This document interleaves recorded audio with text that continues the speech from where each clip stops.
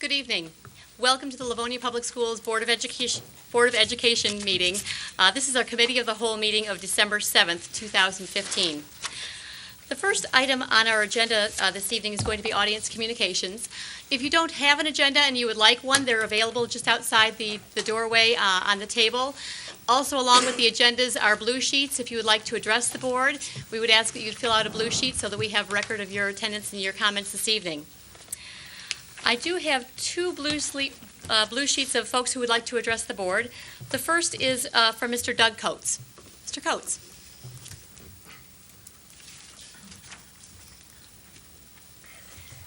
If I'm going to jump in before you get started, just so that I know you know because you've been with the board in the past.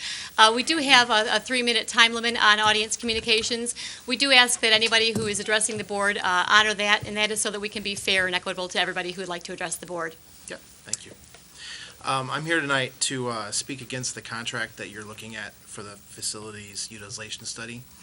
Specifically, I'm referring to the second part of the agreement or the proposed agreement, which is the $45,000 plus the expenses for that facilities utilization study. I don't think that is money well spent.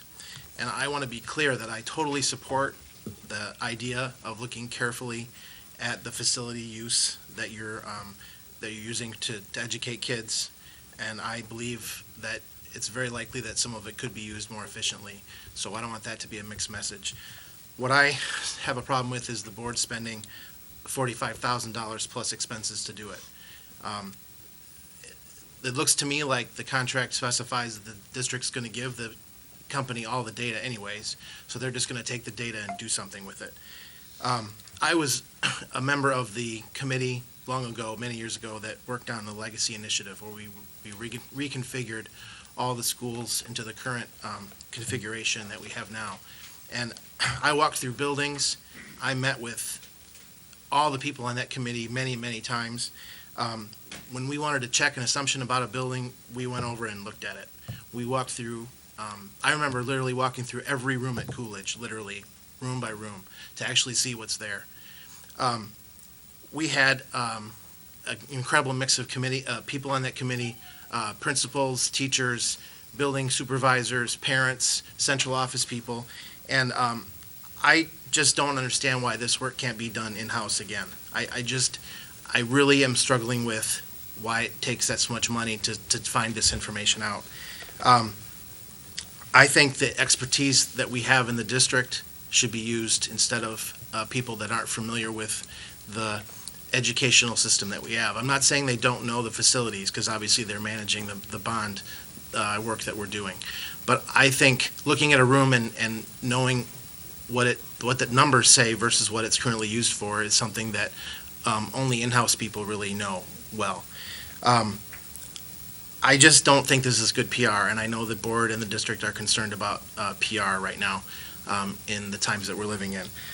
I do think that if LPS feels like they don't have the capacity to project the enrollment accurately, I think that $15,000 is money well spent to do that part. My objection is to the second part, the $45,000.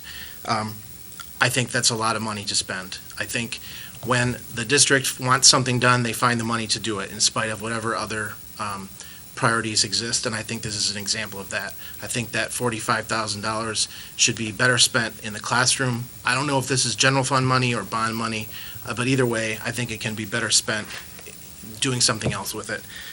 Over the years, I watched LPS outsource a lot of things. Insurance consultants, substitute teacher providers, real estate consultants, and everything. And I just feel like this one is a bridge too far for me. I just feel like this is not where I want the money of the schools to go to go to an outside company. Thank you. Thank you. And this is a topic that we will be discussing probably in quite a great deal of detail this evening. The other blue slip that I have is from Mrs. Diane Policelli. Mrs. Policelli.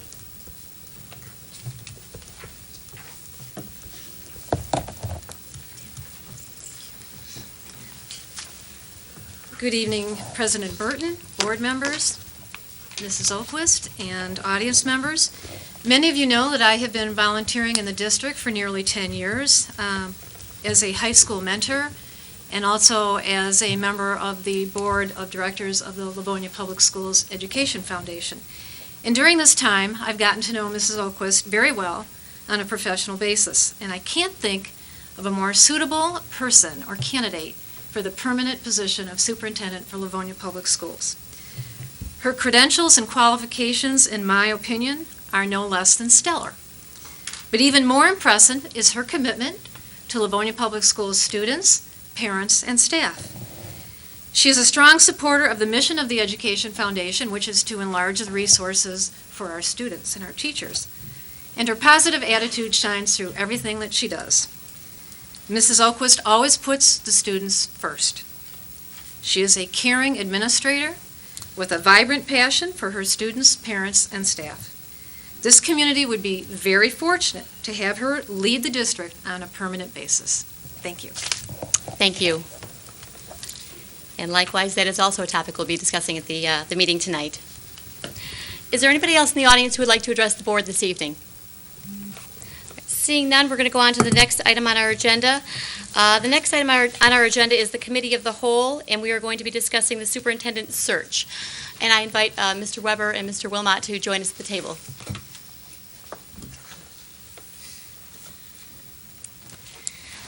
As a way of filling folks in, this topic has been uppermost on the minds of the board and many in the community and certainly the staff from about last summer on. We went at it intensely last summer. Then it was out of the spotlight, although it was not being worked on, but it was out of the spotlight for a few months. So I would like to give an overview of where we have been from the beginning to today so that everyone is up to speed. Beginning last summer, Dr. Liepa began a new position, and that is of Superintendent of Wayne County RESA, over 33 districts, including Livonia Public Schools in the county of Wayne. That left the Board of Education with an enormous responsibility of filling the superintendent position, and that is one that the board does not take lightly. The board has basically three significant responsibilities, and that is to set policy for the district, to set the long-term goals and align the budget to those goals for the district, and to hire and evaluate a superintendent. For the previous 12 years, we enjoyed the situation where we didn't have to hire a superintendent. We had Dr. Liepa, who was doing a superb job. We are thrilled that he has the opportunity to go on and serve the county and the students in the state of Michigan, frankly, in his new role. But that did leave some enormous shoes to fill here in Livonia Public Schools. The board decided to utilize a search firm to tackle this task to make sure that we did it very, very well. We interviewed 6 different firms, and we hired the Michigan Leadership Institute. Mr. Mike Wilmot and Mr. Bill Weber are part of that institute, as is Mr. Tim Quinn.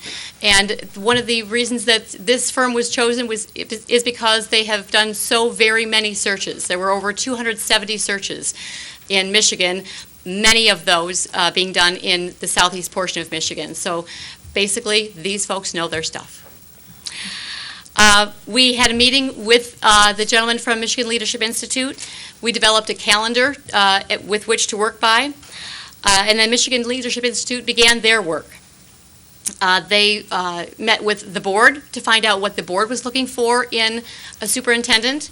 They met with various focus groups in the community and in the district itself.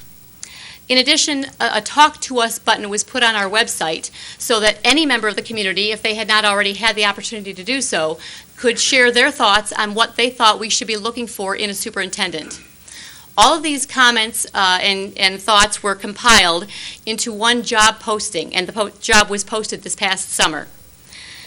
Applications were taken for the position of superintendent of Livonia Public Schools through August. All along, we had said, and we had been encouraged by Michigan Leadership Institute, that if we get the desired candidates, we continue to go forward. And if we don't get the desired candidates, or enough of the desired candidates, that we stop and start over. We interviewed 4 individuals in the month of September, and the board determined that we were potentially interested in one of the 4. However, we would like to have had a larger pool of which to go at for the second interviews and the potential hiring, rather than just one individual. During this time, over the summer and through the fall, we have been very, very privileged to have Andrea Oquist serving as our interim superintendent. Mrs. Oquist made it clear that she was happy to serve as an interim superintendent, but as of last summer was not interested in the position on a full-time basis. After we went through our first round of interviews and came down to one individual that we were looking for a second interview, we decided to postpone our search, repost the position in December or January of this year, as that is a more traditional time for a superintendent search, in hopes of getting more candidates that we were looking at for a second interview and a possible hire. During that time period, from September through November, MLI continued their work, even though it was not on camera and in front of the board. MLI continued meeting with individuals and assessing their interest in Livonia Public Schools and actively recruiting folks that they thought would be good candidates for this position. In the end of November, a couple of weeks ago, the board had a study session, and in that study session, the board asked Andrea Oquist if she would reconsider her original plan of serving only as an interim. The reason the board asked Andrea to do that was that she had, from the very beginning, been uppermost on many of our minds in terms of a candidate for this position. In addition to that, we have heard absolutely countless folks in our community come forward to board members and say, Mrs. Oquist is doing a phenomenal job. Get her. Keep her. Get her in this position. To which, whenever folks ask that of me directly, I said to them, you are absolutely right. Go tell her. I absolutely know that many individuals have spoken with Mrs. Oquist over the last 4 months. We have had folks approaching the board who are members of our administration, who are members of our staff, who are parents in the community, who are community business owners who don't even have children in the district any longer. And we've had students. We've had literally everybody in each demographic group that I can think of that have come forward and said nothing but glowing things about Mrs. Oquist's work as an interim superintendent, which led us, as I said in our study session, to ask Mrs. Oquist to reconsider putting her name in for the permanent superintendent position. We were thrilled when she said that, yes, she was willing to reconsider that decision. That brings us to tonight. I would like to turn over the meeting at this point to Mr. Mike Wilmot and Mr. Bill Weber from Michigan Leadership Institute to lead our discussion further. And again, as I've asked our board members, I would like everyone, seeing as this is such an important responsibility of the Board of Education, I would like everyone to share their thoughts. This is not a time to let one or two people speak, and if you agree with them, you sit and nod and so forth. I would very much like to hear from all 7 board members, and Mrs. Oquist has indicated that she would be happy to share her thoughts with us publicly tonight also. Certainly. And there are a lot of folks who are anxious to hear this discussion. So, Mr. Weber, Mr. Wilmot. So, Madam President, members of the board, thanks for the opportunity to be with you again this evening. We always look forward to the opportunity to be with you. This has been a very positive experience for both Bill and I as we've worked through this search process. You may recall back in the spring of this current year when we met and presented a proposal to you for Superintendent Search Services. We were an outlier in the fact that we indicated to you that we thought there would be benefit to the district in pursuing a permanent superintendent as soon as possible over the summer to recruit, post, get as many candidates as we could, with the understanding that the summer is not the peak time for superintendent search. We're just entering that time now, beginning in December through the end of February. But we felt that Livonia Public Schools has such a strong reputation that there would be quality individuals that we could look to. And so with that thought in mind, we began the process. One of the first people we spoke with was Mrs. Oquist, and encouraged her to think about the position on a permanent basis, and she said, yeah, no, I don't think so. I'll do it on an interim basis, but that's kind of where I'm at. So we engaged the community, as Ms. Burton said, in a series of community forums where we asked people to come in and talk to us about really 2 things. What were the characteristics that we should be looking for in the next superintendent? Excuse me. And secondly, What were the unique attributes of the Livonia Public Schools that we should use to advertise the position? As we went through that lengthy day and numerous meetings with stakeholders across the district, probably the most frequent comment that we got was, you need to hire Andrea Oquist, you need to clone her, you need to do whatever you need to do to get her in the position, she's the right person. And you'll recall that we wrote every time somebody said that down and gave it to you, so you could see not only the full range of the comments, but you could see the frequency with which those comments came forward. After that, we made again another attempt to entice Mrs. Oquist to look at the position. But not having any luck there, we fielded 30 applications. We screened those applications with you. We narrowed down out of that broad group 4 people who had top-level school administrative experience and suggested that we at least talk with them in an interview format and decide if there was anybody in that group that was worth continuing to pursue. And as Ms. Burton indicates, there was one individual that you thought, might be a fit, but wanted to be able to have some additional candidates that you could do a more comparative look at with. And so the thought was we would come back. And as you've indicated, Mrs. Burton, Dr. Weber and I have both continued since that time to talk to as many quality people as we could think of to try to entice them to look at the position. And we went back and talked to a number of the people that we had talked to last summer who chose not to apply. And in fact, many of them chose not to apply because they believed that Ms. Oquist was the best person for the position and didn't want to get into the search if they didn't think they were going to have a real chance to secure the position. So as we got into the start of the school year, again, I had another conversation with Ms. Oquist, and we talked about the superintendent's role and how different people do the job different ways, and that there are multiple ways for people to look at it. And just because somebody did it one way doesn't mean that the next person has to do it exactly the same way, that there's flexibility to be yourself in that role. I'm not sure, but I'm guessing that an opportunity to actually sit in the superintendent's chair and to experience what that's really like, you can't know unless you've actually done it for a period of time. And I think with an extended period of 4 months to be in that role, perhaps perceptions began to shift a little bit. And certainly with the board's request a couple of weeks ago that there be reconsideration given to accepting the position on a permanent basis was the right thing to do before we got into another posting period, to make sure that we knew. Clearly, we needed to be able to say to outside candidates, either there is or there is not a strong internal candidate. And very clearly, if Ms. Oquist was going to be in the pool, there would be a very strong internal applicant. And so we're very, very pleased that the board took that approach because it set the stage very clearly as to where we were.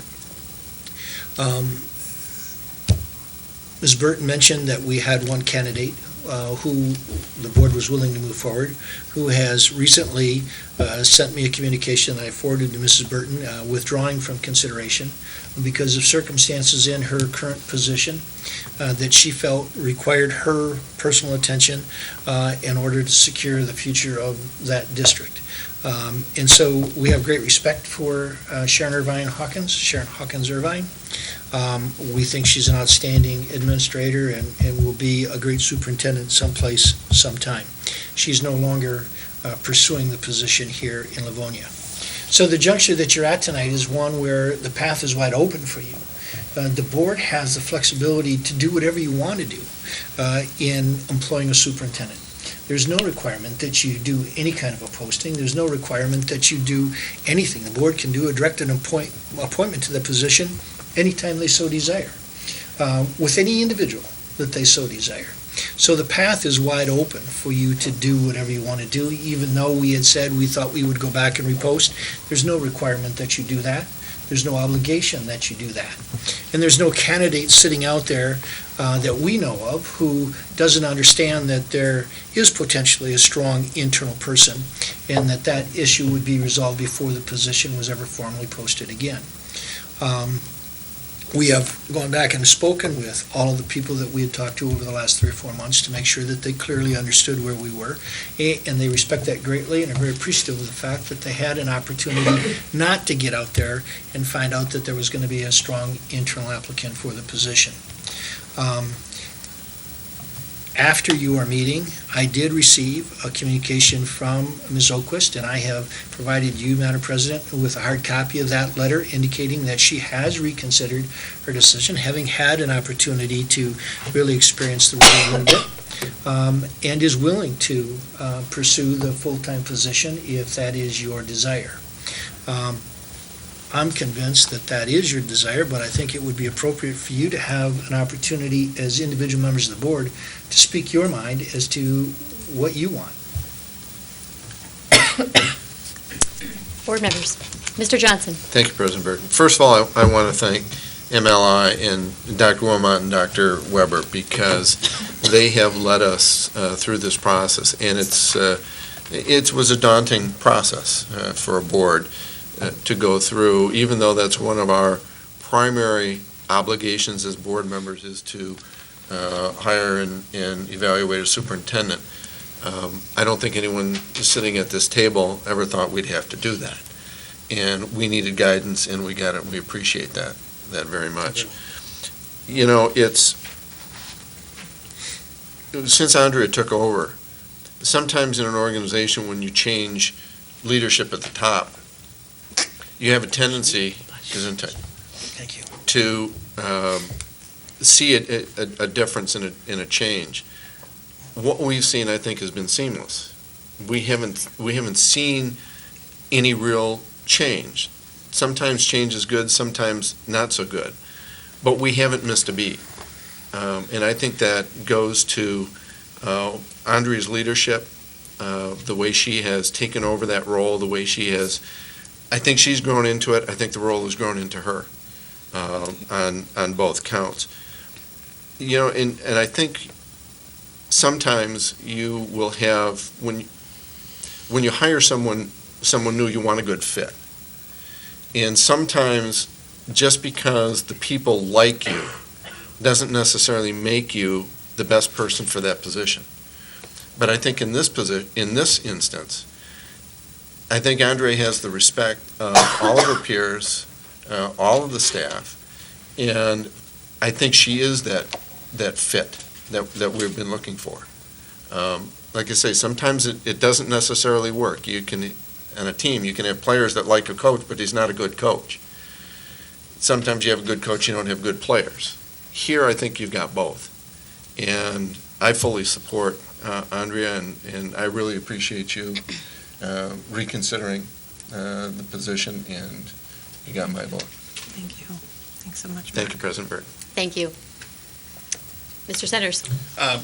I would also like to, reiterate my support that I expressed last week at our study session. Despite what Mr. Johnson says, I have seen very small, minute changes, and I think they're positive. Moving in, putting your own stamp on the job and moving in a different direction.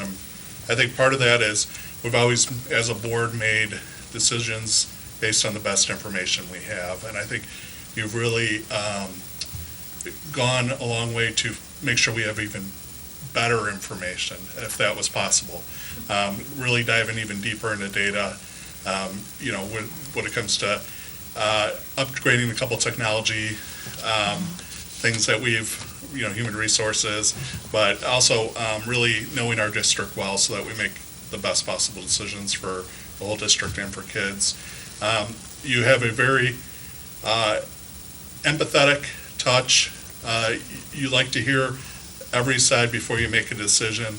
I think that's part of why you're so popular, is that people know that if nothing else, they're heard and their thoughts and concerns are considered. So it would be an honor to work with you as permanent superintendent of Livonia Public Schools. You have done a great job to this point, and I anticipate you'll continue to do a great job. Thank you, Dan. Mrs. Bonnefield. I'm going to echo, of course, what has been said. I've been with Mrs. Oquist for 13 years. She was our principal when my oldest started at Taylor. We've been through the Legacy Initiative. We've been through IEPs. we were blessed to have her move to Hoover with us when we moved the Taylor students and staff over to the Hoover building. And just, I can't say enough. I've worked with her as a PTA, on the PTA exec board. I've worked with her, so, and now with the school board. Over the years, I've come to depend on her, seek her advice, and quite honestly, she's in many instances helped to raise my kids. And I can't say enough. And I too have received compliments and best wishes for her to be the superintendent with us. And I can't think of a better person to do the job. And as you know, Mr. Johnson stated, it's been seamless. Mrs. Oquist has taken over, and she's doing the job, not trying to, in any means, replicate what Dr. Leapa has done, but taken all of his best work and is moving us forward and continuing the district in the bright future that we have. So I'm on board. Thanks. Thank you. Mrs. Jarvis? Thank you, President Burton. Like the others, I have received a number of calls and different themes, different topics, different reasons why people in the community are hoping that you will become the full-time superintendent. And one of the ones that I hear a lot is not only are you well-liked, but you are well-respected, and also that what you see is what you get. You have everything on the table. There's a sense of transparency and trust. And that is very rare, and we appreciate that. And bringing that to the table is an important thing. I also appreciate the fact that you've had time to try it on. And I think that you've stretched yourself and you've grown. And I'm pleased that you recognize that as well. So thank you for reconsidering. And I know a lot of people are very excited about that, myself included. Thank you, Liz. Mrs. McDonald? Thank you, President Burton. Just as a procedural question, since I know Mrs. Oquist really at this point has been on a 4-month interview for us in the community, is there a formal process that we as a board have to follow? If no. You can do whatever you want. You can move directly to an appointment at your next regular scheduled board meeting. You could say, we want to do interviews, but as you said, you've had a 4-month interview with a person in the job. It's entirely up to you. We stand ready as an institute to support you in any direction you choose to go. Well, it's just I always have a lot of questions, but that's okay. That's quite all right. But I too do support Mrs. Oquist being our next superintendent. I've experienced in the last 4 months so much openness and transparency, and something that I think it just grows, will help us grow as a board. And for me to call and have major concerns, and Mrs. Oquist reassure me that these are the reasons, this is what we need to do, and it just came from the heart, and to me that says a lot of what we need to have in a superintendent. Someone that's not afraid to address an issue, someone that's going to think about how we're spending the money and give us all the options out there. And I can't say more how much I've enjoyed that aspect of having Mrs. Oquist here. And my priority really as a superintendent candidate was somebody who came with an educational background. And we all know Mrs. Oquist has that. So I do support having her be our next superintendent also. Right. Mrs. Laura? Thank you, President Burton. Excuse me. I don't know if there's too many other words that can be added to everything that has been said. We all feel the same way, and I think we all have for a long time. I've known Mrs. Oquist for a long time. We were both principals and part of MEMSFA, which is the Michigan Elementary Middle School Principals Association. Then, way back then, she is considerably a lot younger than I am, but I have to fess up and tell you that I really respected her and admired her at the time.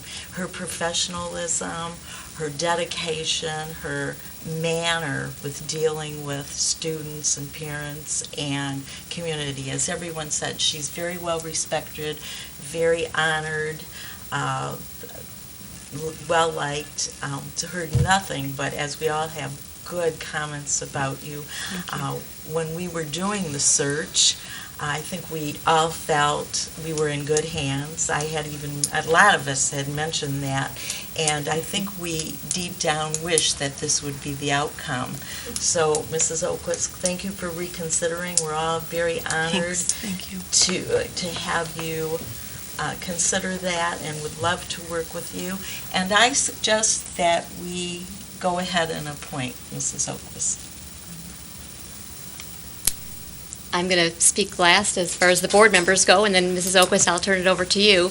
I agree with you, Mrs. Laura, and I don't think that we're the only two at the table who think that, but we'll ask everyone individually.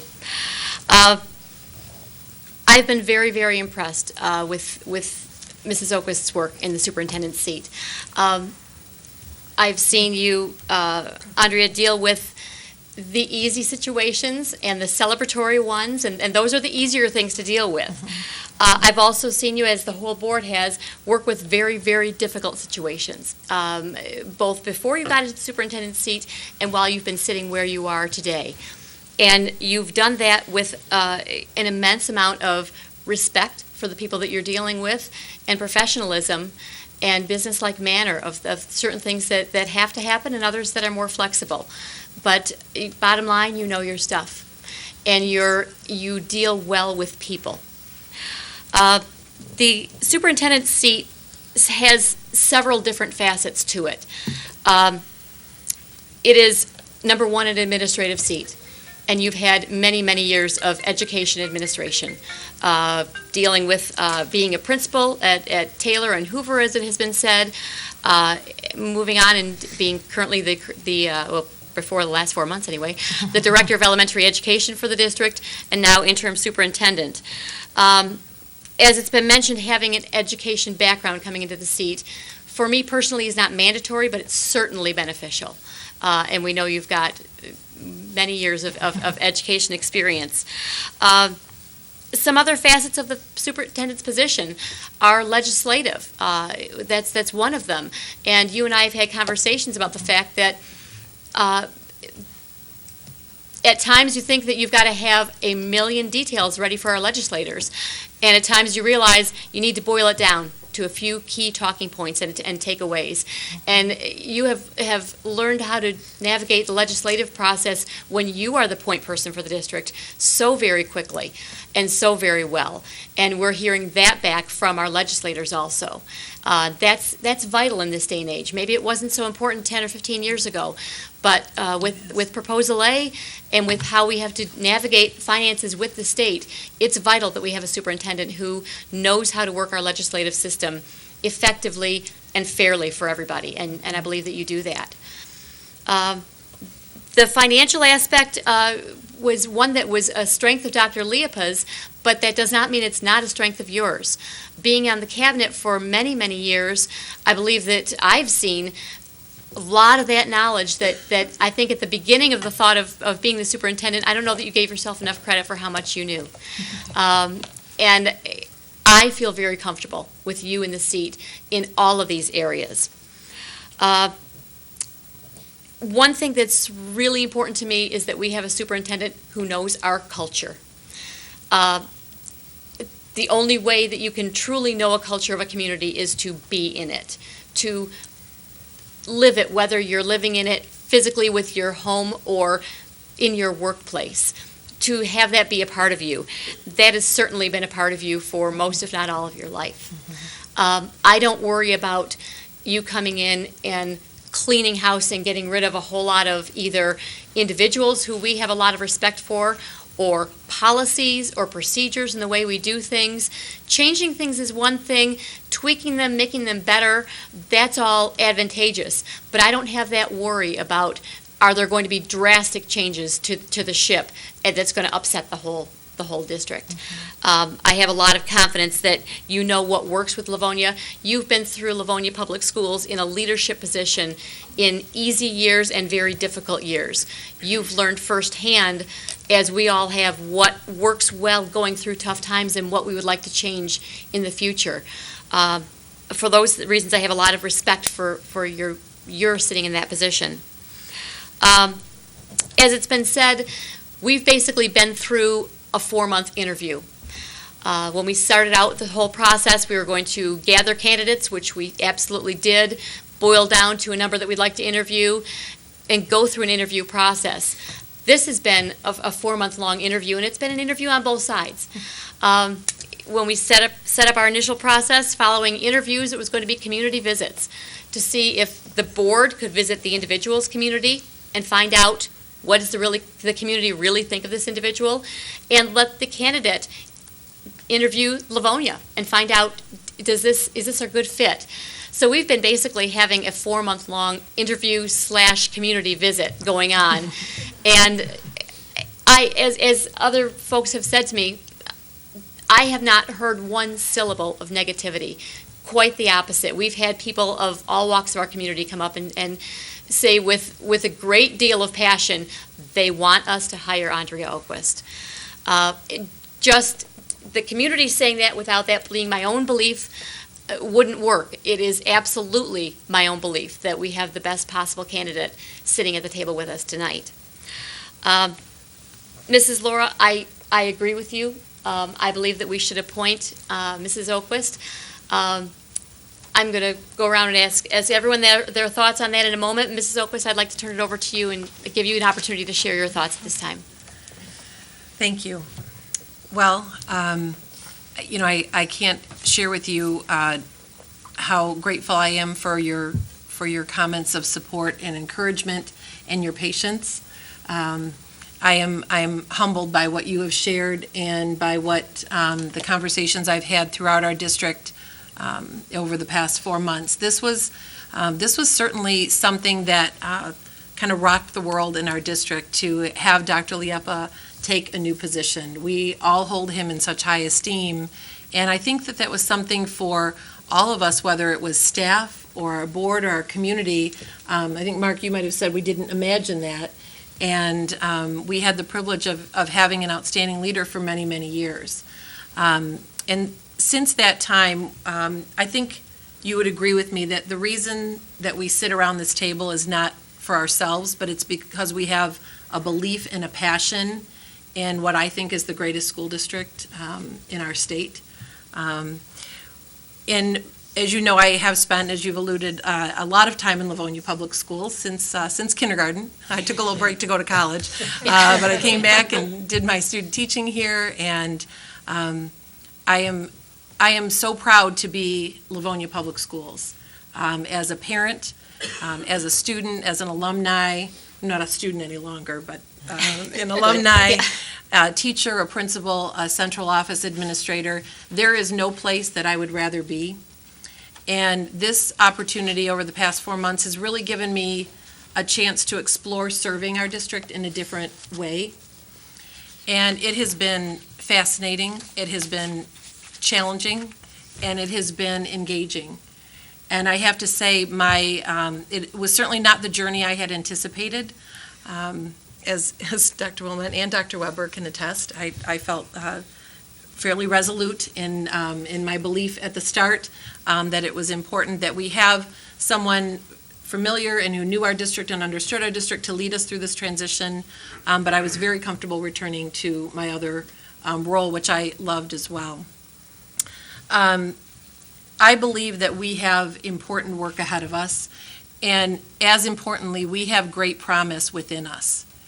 And whether it is going to be analyzing our Gallup student poll data that's going to be coming soon, our M-STEP results, we will not shy away from the results that we see. There is always room to improve, and our goal is to excel and to achieve at the highest levels in the affective arenas as well as our academic arenas.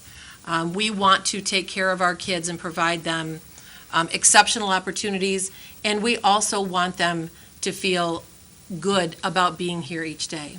We also want that for our staff. As I think you know, we are very fortunate here, and we have staff across our district, in our departments, all the way through every aspect of our district, including our cabinet team, that really are pretty exceptional people. They are bright and they are motivated, they're caring. We challenge one another's ideas, and we are inspired to do amazing things here. And that is really what has led me over at least the past month to think deeply and to think about this in a different way. I also have a pretty cool group of people at home that I like to spend time with as well. And that was an important element of my decision, and they are very supportive of me continuing on in a permanent role. And so that was important, and I appreciate their support very much. We have, as I said, we have important work to do, and it is not always going to be easy work, as some of you have alluded to. And that's why I think one of the things I've heard from people this fall is that it's important that someone know who they are and who we are. We have people that have served in our district, as you see retirement resolutions that come forward, 20, 30, 40 plus years. We have a tremendous deep pride and sense of tradition, not just in our school community, but in our city. We are again fortunate with our corporate partners, our foundation partners, the city, our business leaders. There is a sense that our school district is really the cornerstone of our community. And I certainly pledge to you to bring my experiences as a student, as a parent, as an educator in this district, to serve not only, the almost 15,000 children we serve each day, our over 1,800 staff, but also our greater community as a whole. And I will bring my motivation and energies abundantly toward that work, and I thank you so much for your request to reconsider, and I am certainly happy to do so. Thank you. Are there any board members who wanted to share any other thoughts? No. All righty. We have some interest expressed in appointing Mrs. Oquist. I think we have a lot of interest. We will. What we need to do is have an official vote on this item. What we can do is put an official vote on our ballot next week. On our agenda. I'm sorry. Next week. Misspoke there. Next week, we do have a voting meeting on December 14th. Mr. Wilmot, is there anything else you'd like to share with us along that line? It's your decision. When we started this process, the commitment that we made to you as a board was that we would continue this process until you had a candidate that you were happy with. My clear impression is you have that candidate identified at this point, and so I would concur that it makes sense, having had 4 months' experience with that person in a role, to go ahead and make an appointment at your next meeting. And we will prepare for you a resolution to that effect. We'll forward it to the board president, and that can be presented by a board member at the next meeting. Unfortunately, I am not personally able to be here next Monday. Dr. Weber will be. I have a prior commitment with another district that I have to attend to. But Dr. Weber will be here and make sure that things progress on a track that you're going to be happy with. Thank you very much. You're welcome. Are all board members ready to go forward with a vote next week? Yes. Okay. Is anybody opposed to voting on this item next week? Just want to make sure we're all very clear with our intentions. All right. Mrs. Bonifield, can you see that we have this on the agenda for next week? If if there are folks who are watching this meeting, that item would be very near the beginning of our meeting next Monday evening, if you'd like to tune in for that. In closing, I would like to thank MLI, Michigan Leadership Institute, Bill, Mike, and Tim, who's not present with us tonight, for the very thorough steps, as Mr. Johnson had said, of leading our board through this process. We have a board that's very passionate, and I believe that works very, very well. However, we had zero experience in hiring a superintendent, and we needed your guidance, and it's sincerely appreciated. Thank you. You enjoyed the opportunity. I'd also like to let the public know that Michigan Leadership Institute has offered a $2,000 deduction in their fees because we will not have to go out and repost the position at this point and go through further interview processes and so forth, which I think is very generous. It was offered by MLI, and it's certainly appreciated by the district. More than welcome. Thank you. We are absolutely thrilled to be at this stage of the game. I can say we because I've talked to everybody, and everybody's talked to tonight. I'm not speaking for anybody else. We are absolutely thrilled.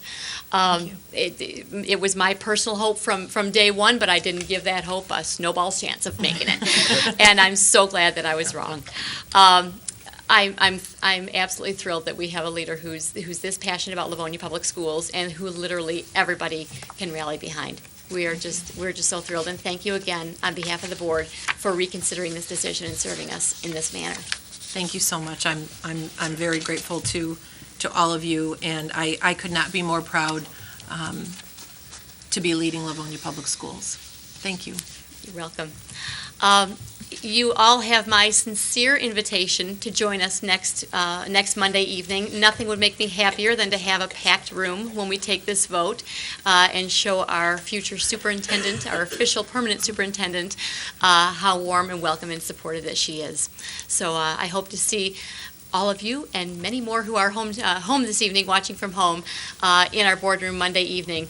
Again, for the benefit of those who do decide to attend Monday evening, we'll make sure this is at or very near the beginning of our agenda so that you can take part in this portion of the meeting and not stay for the rest if you so chose. So, Thank you. Thank you. thank you so much. Thank you, Bill. Thank you, Mike. You're welcome.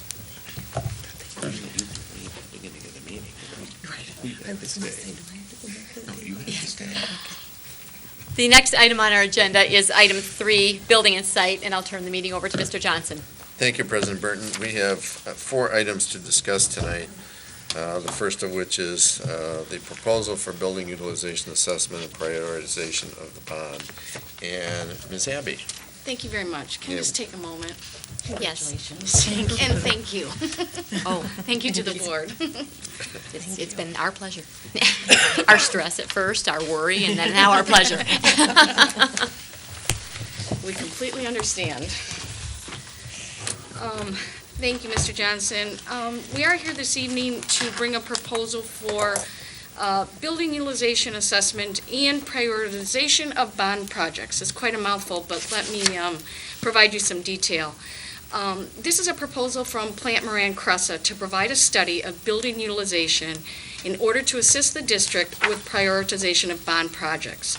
Specifically, we're looking to get detailed information that we need to make data-driven decisions as we prioritize our final bond projects. You have a proposal from Plant Moran Cressa in your packet this week. At the study session on November 23rd, I know you were provided with some initial information, but we'd like to get into that a little bit deeper and a little bit broader. As you know, long-term facility planning is an ongoing process in Livonia. We are continually updating and assessing our facilities. We began the planning for the specific bond projects in 2011.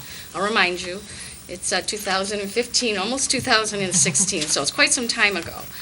At that time, when we made specific decisions about specific projects, those decisions were made based on the data that we had at that time, enrollment trends, building use, building capacity, what our community looked like at that time. As you are aware, as many of you have sat here through many, many budget discussions, the district, Livonia Public Schools, has experienced an enrollment shift for several years. This is not unique to Livonia, as we've talked about many times. We've seen that shift in enrollment as the state of Michigan has gone. Livonia Public Schools has basically followed that same trend. what we have are less children entering kindergarten than we have seniors graduating. That obviously provides for a change in enrollment in our district. Since we started our initial bond planning, we have seen a decline of over 1,500 students in Livonia. That's a significant number of students. As you know, we have planned for the first 3 phases, first 3 summers of bond planning through this summer, 2016. And throughout all of that process, from the beginning and through today, the board has continually asked us to consider what is our building capacity, what is our use, what is our enrollment, what is happening in Livonia with our buildings. In order to be fiscally responsible with bond funds, we don't want to make any assumptions about what the future trends are. Therefore, we believe it's important to have a very formal and deep study of what our enrollment trends are, what our building capacity will be, and to do that by each location across the district. So it's not good enough to just say we'll be down 300 students. We have to know exactly what and where those students are and what our capacity will be in those schools and in those particular areas, our elementaries, our middle schools specifically. The study we are asking Plant Moran to complete will again update the enrollment data and building capacity by location in order to prioritize our final bond projects.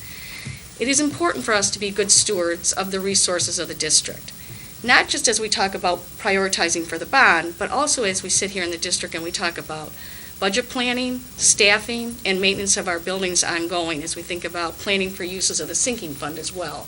So this is not just a function of just the bond fund prioritizations, although that is the main deliverable here, but it's also thinking long-term about all of the resources of the district, all of our funds. So what you have in your packet is a proposal from Plant Moran, and I'll let them talk about the details of exactly how they're going to put that data together in a second. But as we put in our memo to you, the first half will be an enrollment study. So they will help us look at 10-year trends of enrollment, again, by location, looking at 1 year out, 3 years out, 5 years out, so we have that data for decision-making process. The enrollment part of the study is a cost of $15,000 and will be paid for out of the general fund. It's appropriate to pay for that out of the general fund. We have done that in the past when we've had a third party help us with enrollment. The second phase will be providing the building utilization assessment, and it will Plant Moran, Cressa, will assist us in analyzing that data. Again, looking at all of the data by various locations, and then also they will be providing an opportunity to help us analyze that data and facilitate committees and stakeholder involvement. So we'll talk about what that looks like as we go further into the process if the board does have us move forward. But it is, of course, as we have done in the past, our intention to get stakeholders across the community and the district involved in the process. So again, if the board decides to go forward with the study, we'll begin to work with our administrators, our principals, and our staff to see what that would look like. And part of Plant Moran's job will be to help us facilitate that, to organize that, and get that done in a very formal, functional way where we're making sure we get input from everybody, as well as using that data for decision-making purposes. The cost of that piece of the project would be $45,000, and it would be appropriate to use bond proceeds in order to assist us with that part of the project. So again, we are looking at their study for the 2 specific areas. We feel it's extremely important that we get the data that we need to make good decisions. We have we'll talk later about selling the second series of bonds, which will be a little over $87 million that will happen next spring. And as we continue to finalize the use of all of these funds to make sure that we as a district are being fiscally responsible and taking care of those proceeds appropriately. And I really think that having a professional staff, not only if we didn't know Plant Moran from the last 2 things that we've hired them to do, which is to be our owner's representative for a $195 million bond.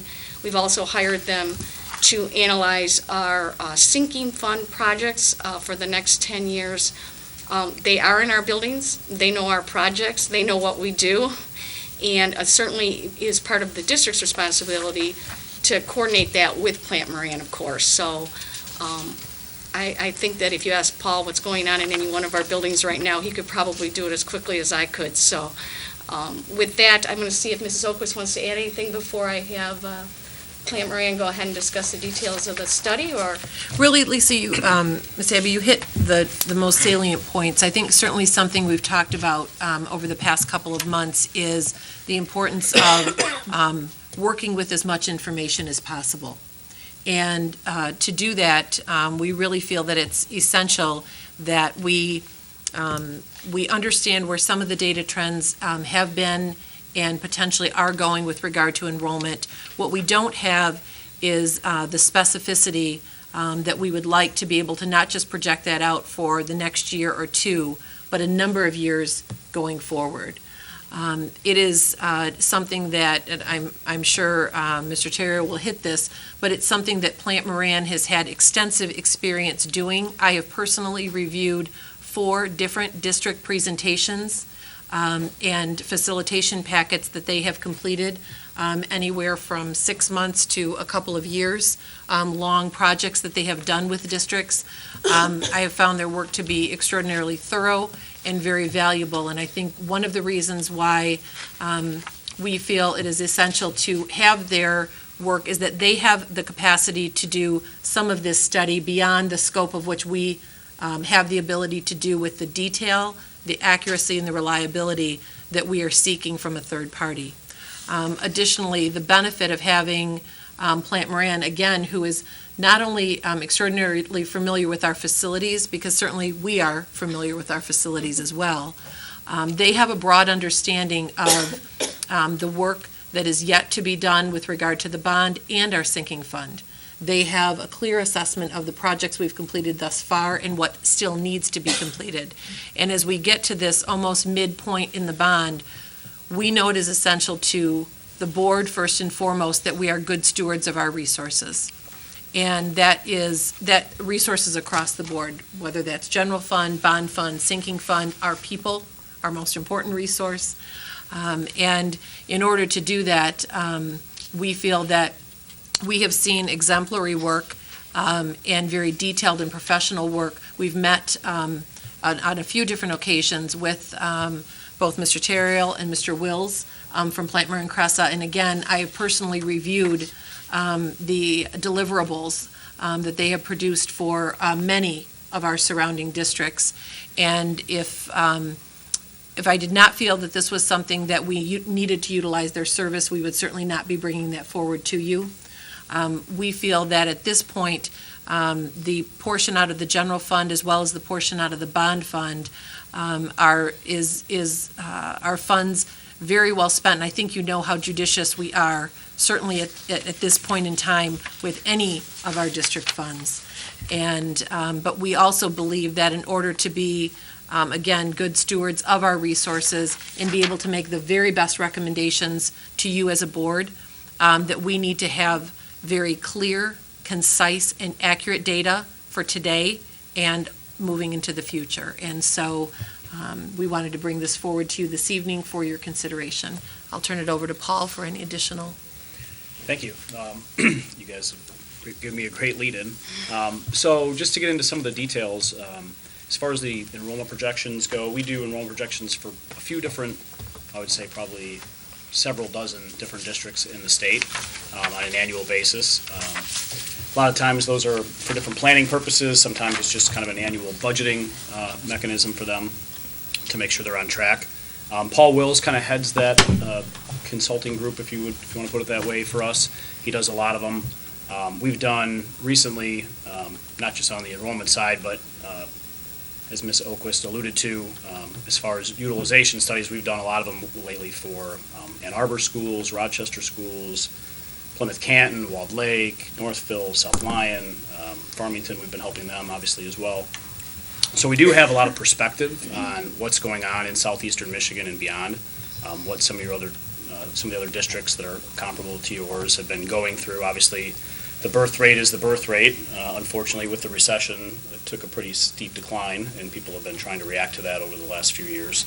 And unfortunately, it takes a long time for that to change, as you know. So Really, we're looking at doing enrollment projections, not just district-wide, but we can actually draw the boundaries of each school and look at it, so basically school by school, and then look at the feeder patterns of how the elementaries feed into the upper elementaries, into the middle schools, into the high schools, to try to get a better picture of how the community is going to change over the next 5 years. We look back at 7 years of enrollment data in order to project forward for 5 years, so can't project any farther forward than the kids that haven't been born yet, right? So we can only really look out 5 years into the future, so.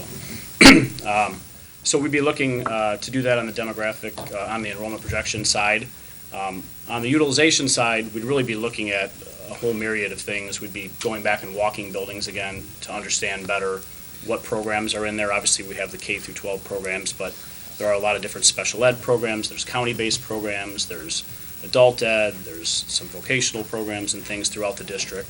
So we'd want to understand the interplay of those and how geographically specific they need to be.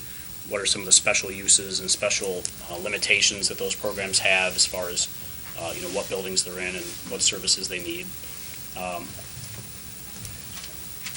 Timing is a pretty big issue too. Obviously, we are about in the midpoint of the bond, but the cycle for designing next year's programs would probably start, we would want to start in March or April.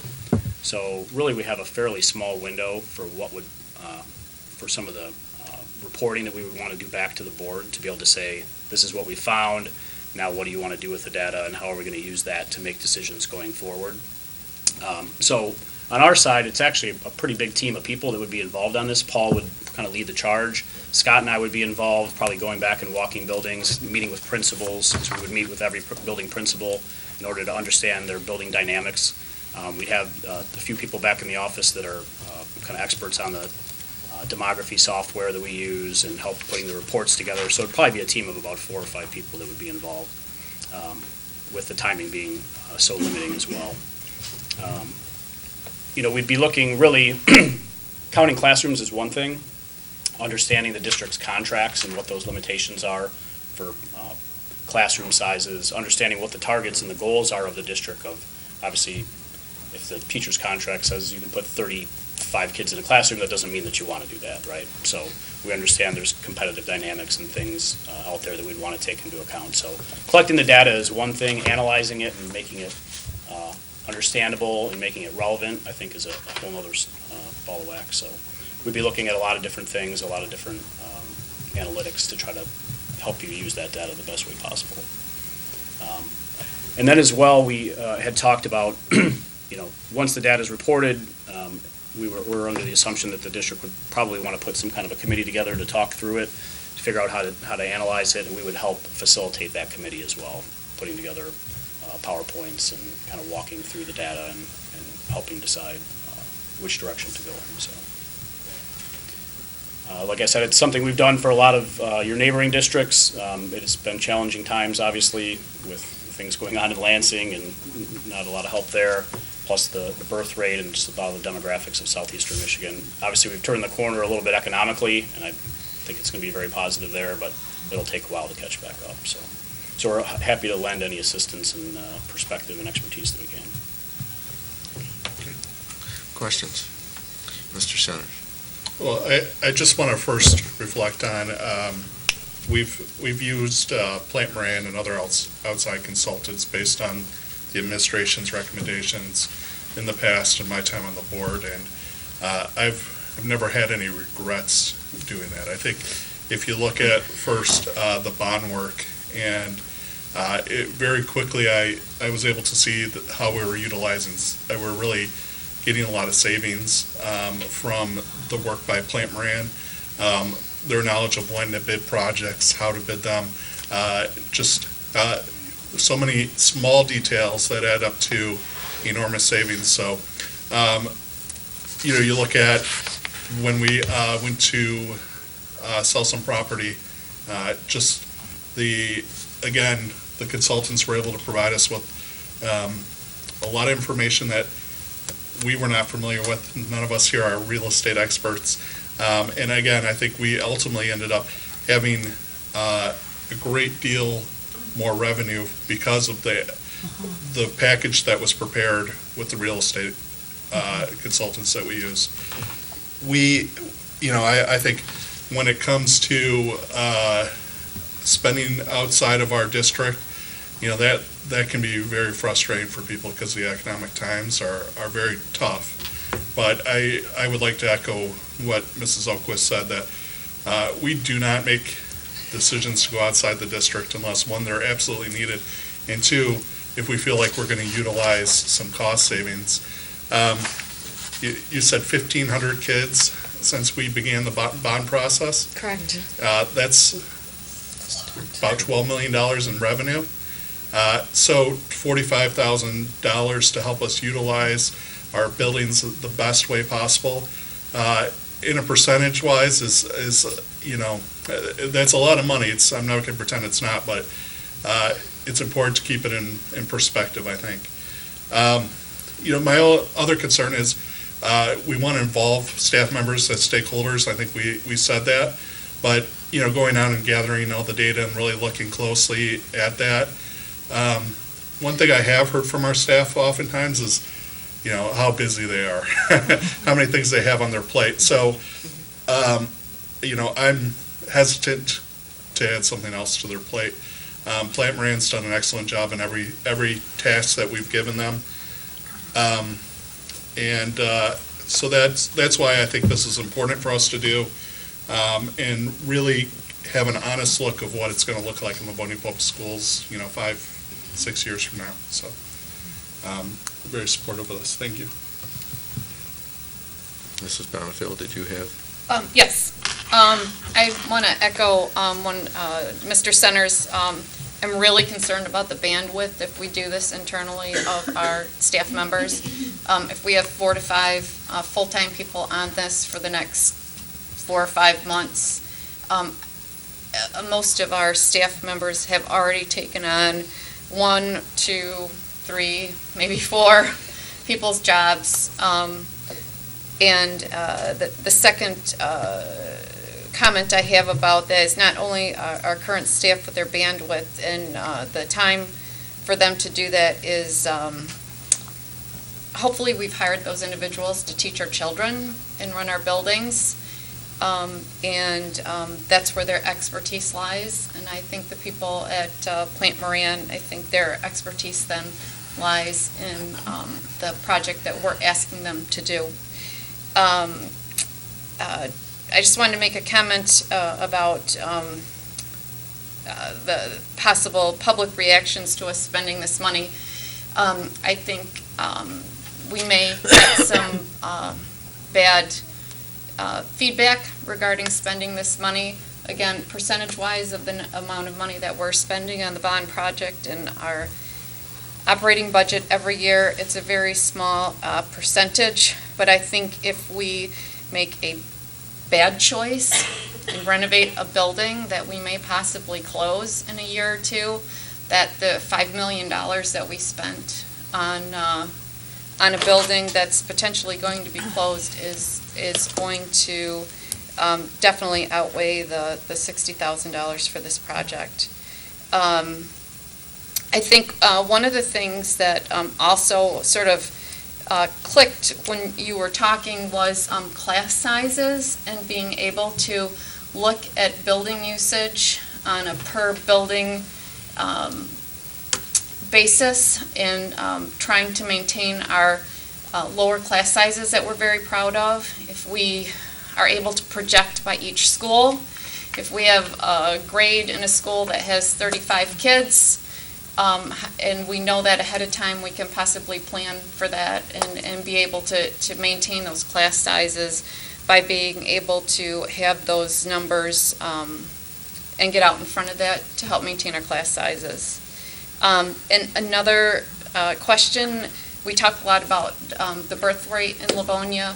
I'm assuming, and I just want to ask, is that are we taking the death rate into consideration as well, being that Livonia is an older community, an aging community, and that using your knowledge of other communities and the age demographics in our city, if we'll be taking into considerations the number of homes that may be opening up in the next 3 to 5 years and how that will affect our demographics and our enrollment as well. So the algorithm that we use to do the enrollment projections does have a non-historical factor that takes into account some other demographic things, looks at housing starts, looks at other economic data that could change, that individual community versus what you would see just through the numbers of students and the birth rates. So there is, some of that is taken into account. I'd have to dig into the specifics of exactly what factors those are. And we did But- talk about that, and We it was did. a lot have to do with the housing starts, and so that gives you an idea of what the turnover is like Yep. historically, and then that provides you some data. Yeah, one thing I didn't mention is, as part of the enrollment projections, we would give you probably, just a ton of demographic information on, education levels, income levels, housing, family type dynamics for your community, which we can look at and provide. And there's a million different ways to slice and dice that, but it's really kind of eye-opening as we go into different communities, just to kind of look through that to see, how much disposable income people have when you're talking about going out for a bond or something like that, or, how many households there are. And people think of a household as, a mom, a dad, and 3 kids, when really there's a million different types of households out there, especially nowadays. So it doesn't always mean that just because someone moves into the district, doesn't always mean that there's children in that household that are going to school. So and we can also look at the private versus, another big thing is the capture rate. So, of the children that live in the district, how many of them go to public school versus private school? How many of them, go to school outside the district versus stay inside the district? So there's a lot of different demographic information that we'll be able to share, so. Thank you. Which is very different, even than it was 5 years ago, just It is. looking at, the opportunities that parents have, so it's a very different environment. Yeah. Ms. McDowell. Thank you. Paul, the data that you would be able to compile over the next few months, if we so choose to do this, would there be any implications or possible changes that would have to be made or could possibly be made on upcoming bond projects for this coming summer? I mean, because we don't have that information, would that be a possibility? And if so, how would we manage that? For this upcoming summer? I would hope that would not be the case. I think once the district has the information, they can do with it as they please, and Lisa or Andre might be able to answer that question better than I could, but, so I would hope for this summer's projects that would not be the case. And certainly, one of the pieces, Mrs. McDonald, is we will bring this information to you throughout. We will share this with the community throughout. I think it's extraordinarily important that we're very forthright and very clear about what we see. I believe that we feel at this point we are committed to through our Phase 3 projects, but ultimately that's always going to be the decision of the Board of Education. And so as we get this information, we will absolutely be bringing it to you again as soon as we have it and throughout the process, and updating our community on that. So, absolutely. I guess, I'm sorry. I guess my concern, which I know we've had numerous discussions on this, we want to make sure that we are spending this money appropriately, and, I'm not saying there's going to be any kind of discovery or anything that would come out of this that would indicate otherwise with next summer's projects, but if there was, we need to be good stewards with this money and to ensure that, let's say if we needed to stop and hold off for a year or whatever, that, that would be something that we should consider, depending on the information that we receive. The people in this community have committed to this money for a very, very long time, and we just need to make sure that we're going to do it in the right way. So, just my thought. President Burton. Paul, clarification for me. Housing starts, are you talking about new homes being built, or does the housing start mean someone else is moving into an existing home, or both? That has to do more with new houses being built, but we do look at the churn rates as well as how often houses are flipping over. That's why I mentioned, about the households moving in versus the ones moving out. Okay. A lot of times you would think that would bring more children into the district, but that's not always the case, but we would certainly be looking at that as well. Okay. do you have a percent of accuracy that you have found with your predictions and how they're being actually carried out? Paul has that number on the top of his head. I believe it's 99.3%, but I'd have to go back and double check. I believe he said it was within 0.5%. Yeah, it's above 99%, I know that. Okay. I've had this conversation with Mrs. Oquist. I'm concerned about the amount of money we're spending on the Phase 2 versus how much of that information we have or we have already digested as a district.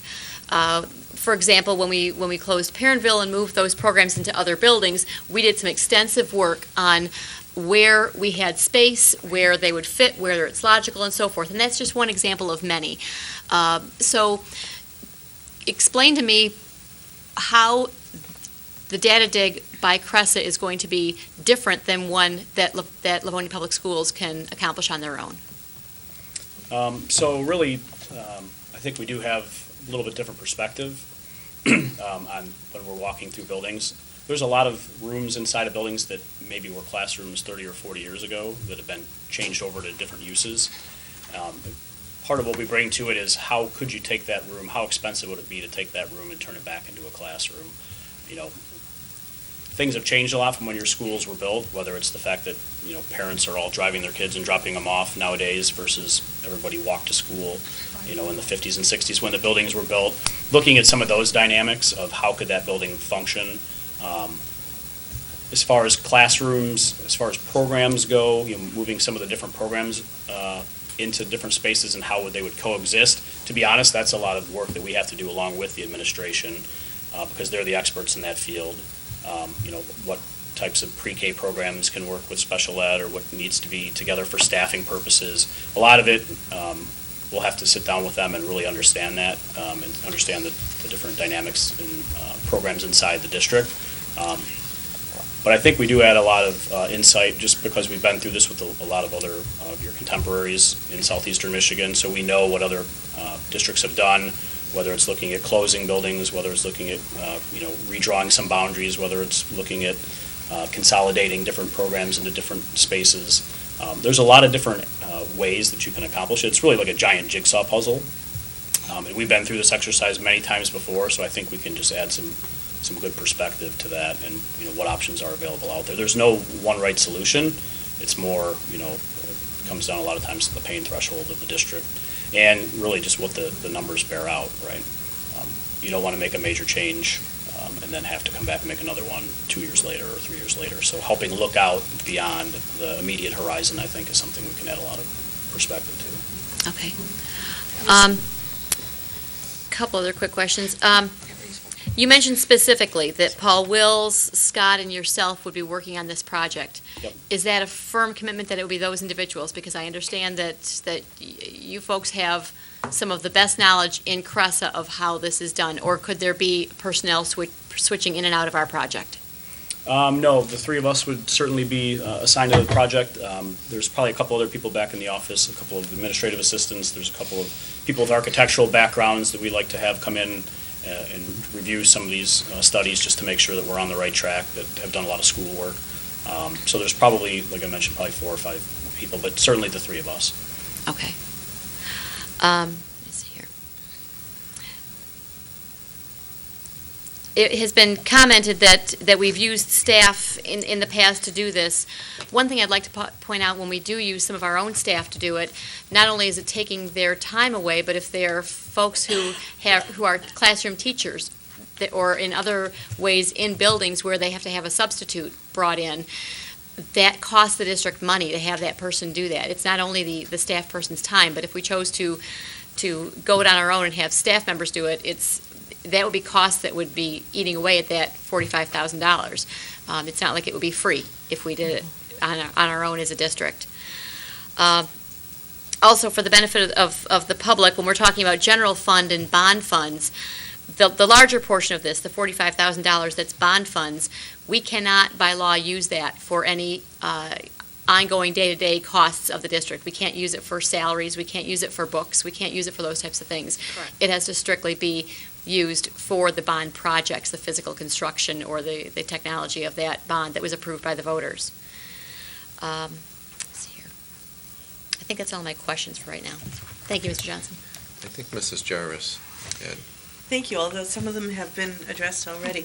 I was going to reiterate what President Burton just said about the use of funds. The funds that, for the $45,000 portion, would come from the bond fund, and those funds are earmarked only for use with the bond-related issues. This is a bond-related issue because when we have a long-term project, it behooves us to stop in the middle and make sure we're still on target. And if our target has changed, then we need to know that as well. Changes in communities over the course of a project might alter the direction of that project. So stopping and reassessing where we are and if our needs have changed is a very important step for a project of this magnitude. You mentioned also that if we did use in-house or internal resources, that we would in many cases need to hire substitute teachers, and that would not come out of bond fund. Those would in fact come out of the general fund, and that takes dollars away from classrooms, which is the last thing we want to do. If we have a way to get this kind of data without taking money away from the classroom, we should take a serious look at that. I also have a question, Paul, about how long it would take to do the data dig, the first part of the project, and whether that can happen concurrently with the second part of the project. Yeah, so we were hoping kind of to finish all the reporting and all the enrollment and utilization studies by the end of March. And then we planned on April and May and June kind of facilitating the committee to analyze the data and decide what to do with it. So about 4 months, the team would be working on it. So, and we would do them concurrently. Thank you. Mrs. Lord. Thank you, Mr. Johnson.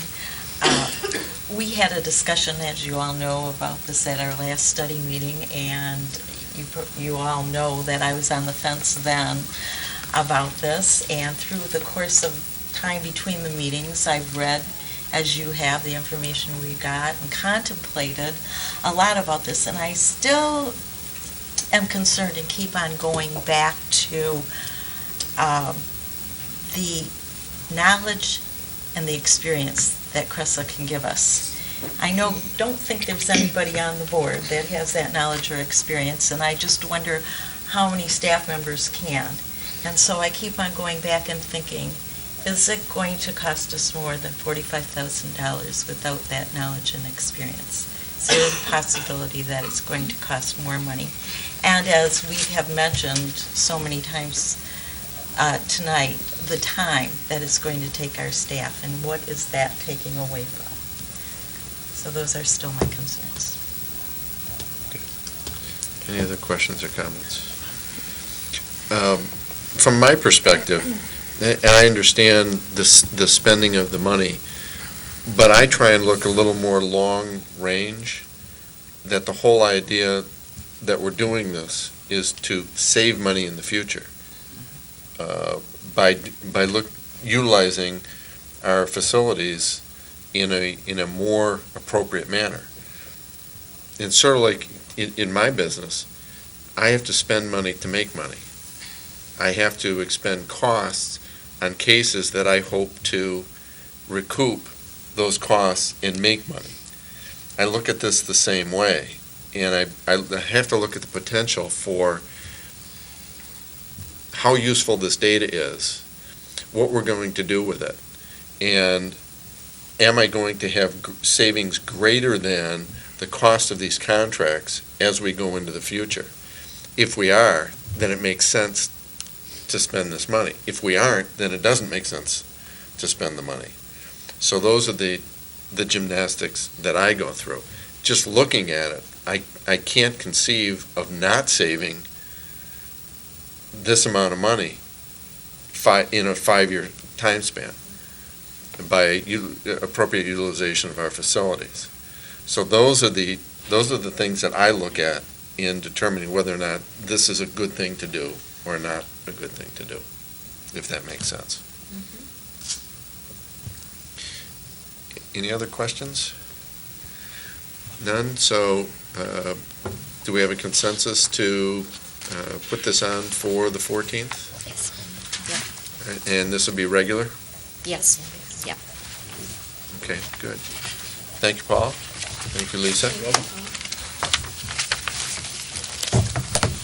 Mr. Terrell will be back shortly. Yeah, I was going to say, don't go far.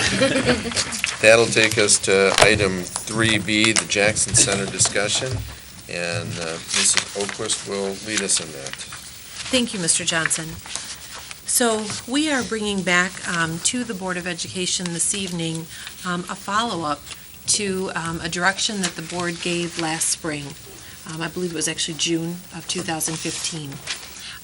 As part of the process that the district went through with regard to budget analysis and planning for the 2015-16 school year, a recommendation was made to the Board of Education to close Perrinville Early Childhood Center and to relocate the programs contained within to various locations within our district based on program needs and based on facility accessibility and availability. One of the pieces that the board had requested from the district was information regarding cost estimates if the district was desirous, if the board was desirous of adding additional classrooms onto Jackson Center for the purpose of housing the ASD program, which was moved to and is currently located at the recently renovated Roosevelt Elementary School. And you may recall that that was part of the actual motion when the building, when the determination was made for the building to close. So again, the commitment that was made was that we would bring forward that information to the board for your consideration.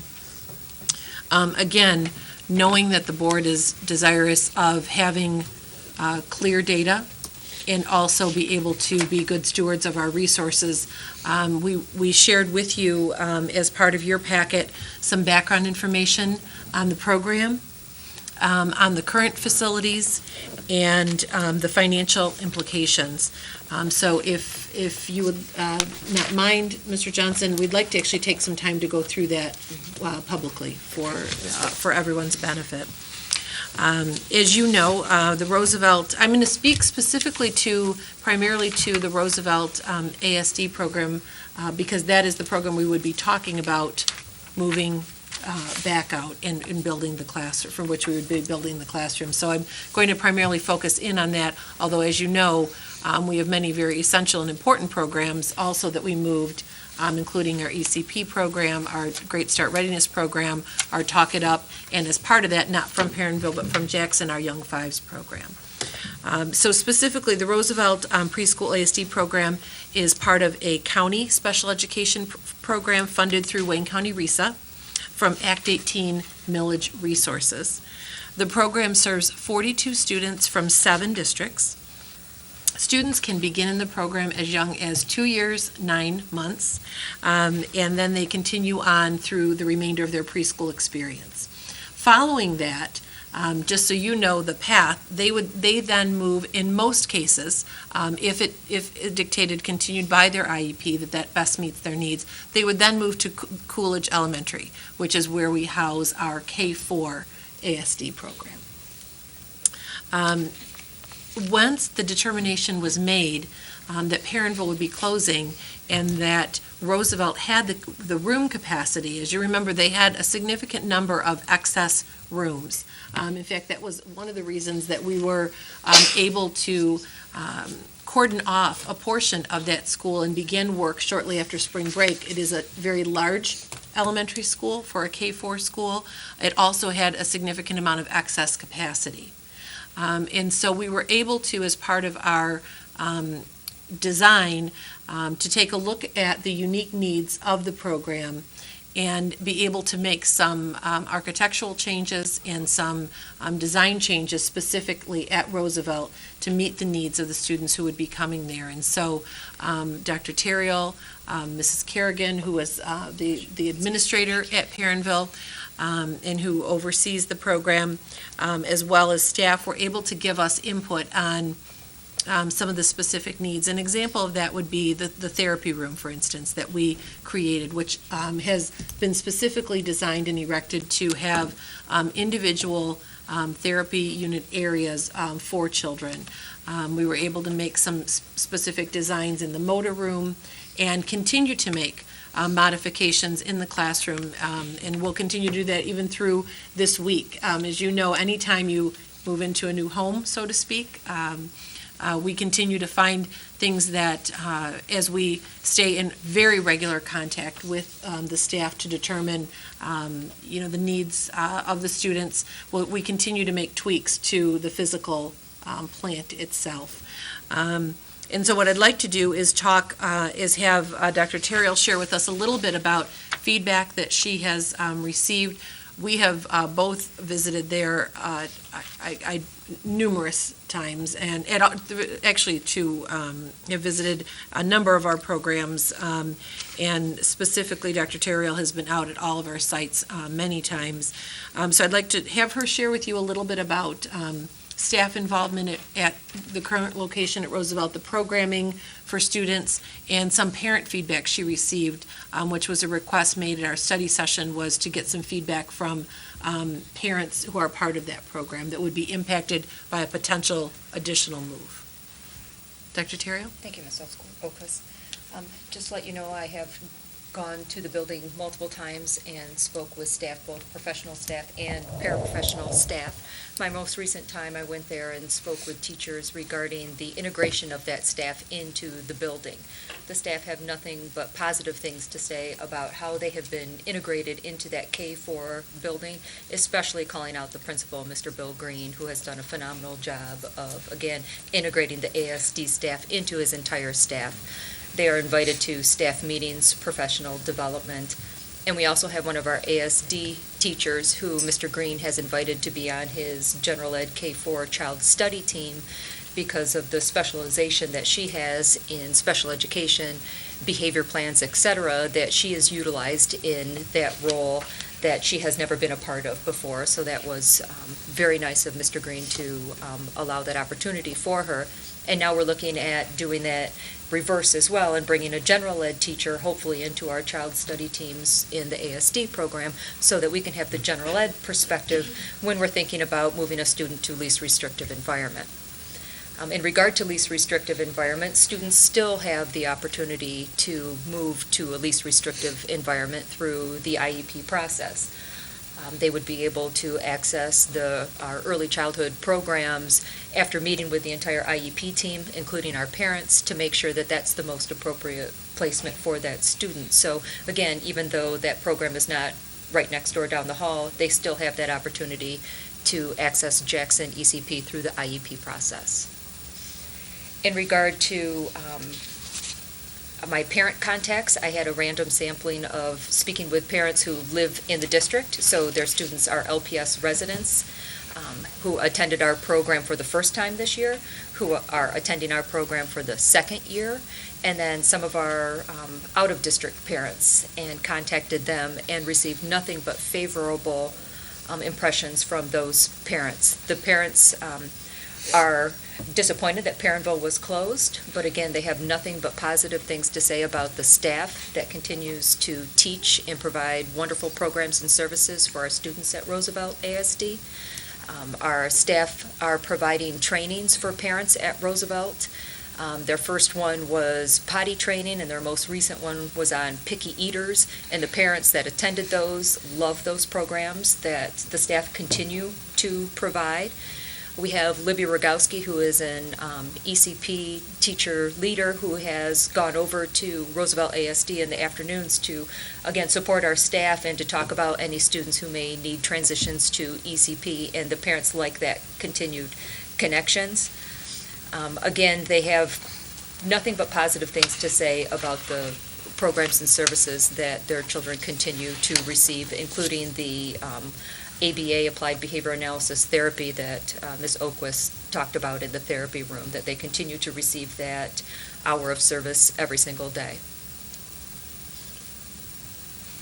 And I think it's important, too, now that we, certainly our first and foremost focus is going to be on the services and programs we're providing for children. And it was important to have some of that feedback as well from staff and from parents. And one of the initial pieces and the key piece that was initially requested from the board were cost estimates and program implications for making those additions. So, Ms. Abby, would you please walk through those for us? Certainly, you did get those in your packet, but just so we can say those aloud, we did ask Plant Moran Cressa to provide us a cost estimate as they've been working so closely with our architects, and just look at what we would need based on what we've done at Roosevelt to add that same environment to Jackson. And we are looking at a little over 7,000 square feet of room additions. In addition, based on the way Jackson is set up right now, we would have to look at potentially adding a bus loop, because as we heard, these minibuses come in from several districts, so we have a lot line up at one time, and we wouldn't have the availability to do that with the current traffic we have. So we'd probably need to add a bus loop. And then we, as we did at Roosevelt, we added a fenced-in playground that was designed specifically for those students, that age group, and that particular program. So we would also have to have that at Jackson as well. So those estimated costs, again, to add a little over 7,000 square feet of additions, classroom additions, would be $2.5 to $2.7 million. And I just wanted to talk a little bit about where we are with bond funds. Currently at Jackson, we have about $1.8 to $2 million in the current bond budget for Jackson. So that's for renovation of the current building. So to be determined exactly how that would be used, but certainly to look at making sure that their mechanical equipment is up to date, probably their Windows system, and then whatever else we can get done for that amount of money. That is not what we would typically do at one of our elementary schools. One of our elementary schools, as you have seen, is 3.5, depending on the size of the school. When we look at Jackson, we were looking at about $2.7 million to do in the current program to do that kind of renovation that we would do at an elementary school. So even with the bond budget the way it is right now, we're going to be stretched to do as much as we'd probably like to do at Jackson. But certainly adding $2.5 million cost to the bond or potentially the sinking fund would mean that there are other projects that we wouldn't be doing out of the bond fund. So this would mean not doing something else. We'd have to, as part of that process that we talked about at our last discussion, we'd have to talk about how else we would reprioritize bond funds because this was not scheduled to be paid for out of bond funds. Also just wanted to mention, as we've talked a couple of times, we have Plant Moran putting together that 10-year study on our sinking fund, and as part of that, they will be providing us in January a study that will be prioritizing what our needs are separate from the bond fund. So you'll recall, of course, that when we put the bond fund together, we knew there was deferred maintenance. We knew that this 195 one is not all going to construction and renovation. 30 million of that is technology, and a portion of it is also for equipment across the district, including furniture, buses, maintenance equipment, music equipment, et cetera. So really, I think it comes down to about $150 or so million. It's actually construction. So while that's a significant amount of money, this is a significant district, so it doesn't fix everything across the district.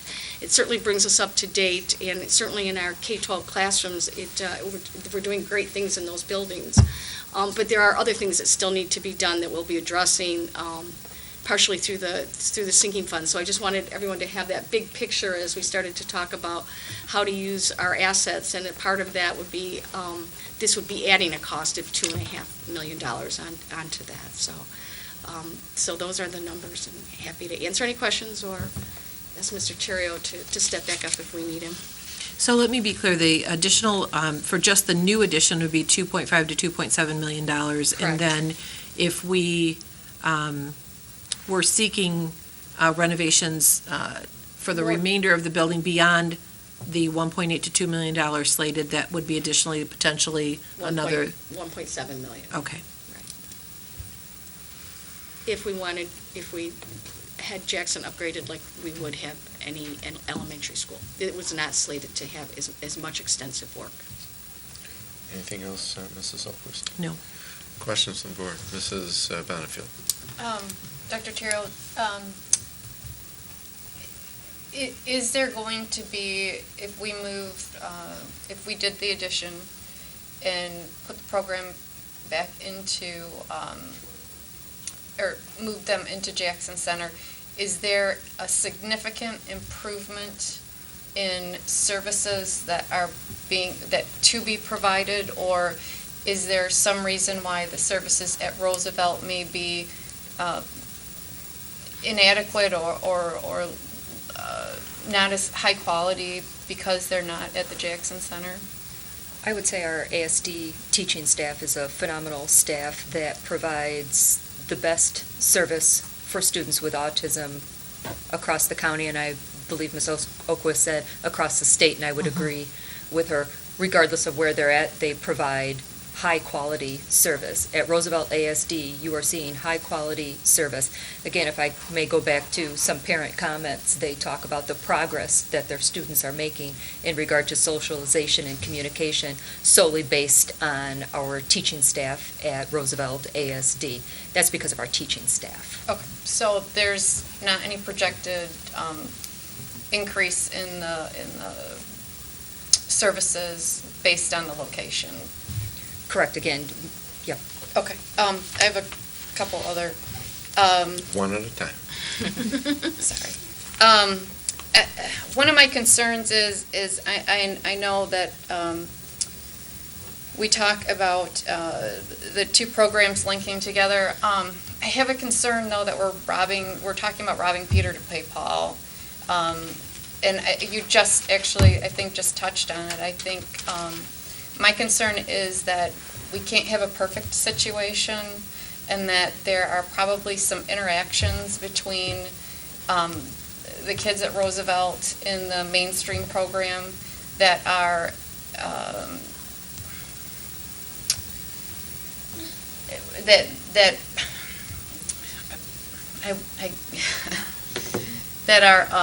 I'm sorry, completely lost my words. That are essential to these kids, that no matter where the program is located, there are going to be some essential interactions that we're either going to gain or lose depending on where they are. So should they move back to, or should they move into Jackson, we'll be gaining some interaction. However, there'll be lost interaction for Roosevelt. So it's sort of an offset. Is that correct? I mean, and not 100%. I know that there's different things, but I think, would you? Sorry, don't want to put you on this. I'm trying not to put you on the spot, but I just is my assumption incorrect that the kids are gaining great interactions with the kids in the mainstream schools, and that would be lost if they were moved to Jackson? There are opportunities for the general ed K-4 students to have interactions with our students in the ASD program, if that is what you are referring to. Yeah. We do have some students that come and help the teachers with some classroom things that integrate those students. Okay. Also, we have some teachers who have people that they have had bring their preschool age students into their program for integration as well. So they continue that program that they've had at when Perrinville was still open, so they do bring in other students to that program. Again, we have Libby Rogowski, who's an early childhood service provider that comes to that program to provide integration. We also have all of the preschool staff together for professional development, so there's the opportunity for staff from Jackson ECP, from Roosevelt ASD to have that professional development time together to talk about preschool age students' issues, concerns, curriculum. Okay. I'm going to leave it at that. I think Mrs. Jarvis was next. Thank you. Mrs. Terrell, one of the reasons we talked about adding this the new building onto to Jackson Center was to facilitate easy transition between ASD and ECP for children whose IEPs said that would be a good move. I'm curious to know how many students every year typically do this. How many of them transition from, on an average, from the ASD program to the ECP program? On average, it would be 2 to 3. So we're talking 2 to 3 children a year. Correct. Now, this year, did we have, or do you think that we will have the 2 to 3 whose IEPs say that the child should be, would benefit from being moved to that program? I would say at this point, December, it would be a little bit too early for a student in our county-based ASD program to make that recommendation. I am unaware of any students at this time that are being recommended by their ASD teacher to move to ECP. Is this a mid-year transition, or is this an in-between school year transition? It could be any time that the teacher makes a recommendation, the teacher would then bring it to the IEP team, where the IEP would then determine what is the most appropriate placement for the student. Then through the IEP process, that change in placement would occur. Would I be correct in guessing that it's typically not the oldest students because they are so close to moving on to kindergarten anyway? It really depends. Every individual student has their own individual unique needs. So if we felt that a 3-year-old student who just came to us, say from Wayne Westland, in January was ready to move to a least restrictive environment, we would make that recommendation to Wayne Westland through the IEP process. For a student who's 5 years old in our program, we would typically keep them till the end of the year. One other question.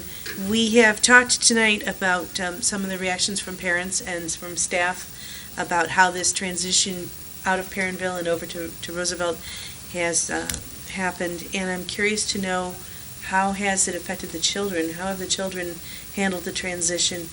Moving to a new building can be overwhelming, and for this particular student population, that's a big concern. Could you please address that? Sure, and that's a great question, and I should have brought that up with my parent feedback that I received on the telephone.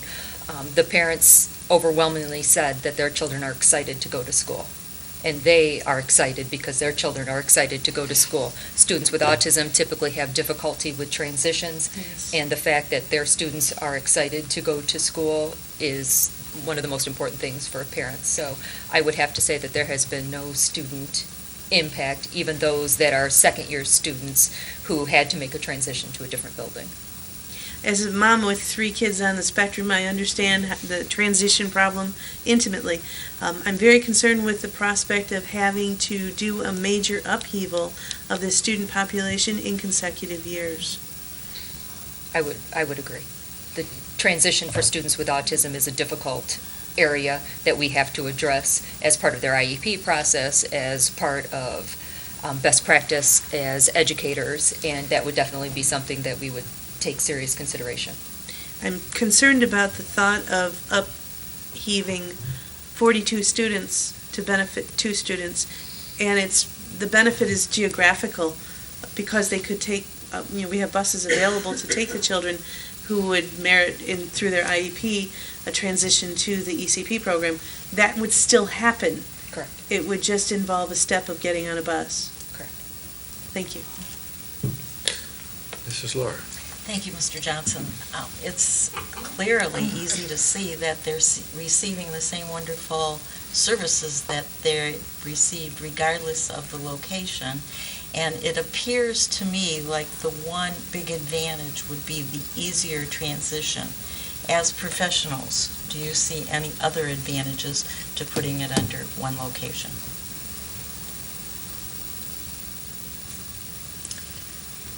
Anybody? I guess not. No. Okay. I'm sorry, would you repeat the question? It seems like the one advantage I'm hearing is putting the ASD back with one location with the early childhood development, so they're all in one location. Right. It seems like the one advantage is it would be an easier transition because they're just down the hall or whatever for those 2 students that can take advantage of that each year. Are there any other advantages as professionals that you see? Okay, thank you. Putting it in one location. I certainly think that, I'm certain that one of the reasons why the Perrineville program was created was because for many reasons, I believe the staff saw benefit to having a wide variety of programs that meet a wide variety of needs for students housed under one roof. And some of that is the ability for staff to collaborate and to meet with one another, as well as, potentially the opportunity for some shared services and exploration of mainstreaming in programs. So we would certainly never say that that was not an excellent program there. I believe one of the things that we really wanted to fully explore was what the students are receiving in their current placement as we've moved these programs into other environments, whether it's the GSRP program, the ECP program, or specifically, as we're talking about tonight, the ASD program. And we believe that they really are, that they are not disadvantaged in any way in the program that they're in.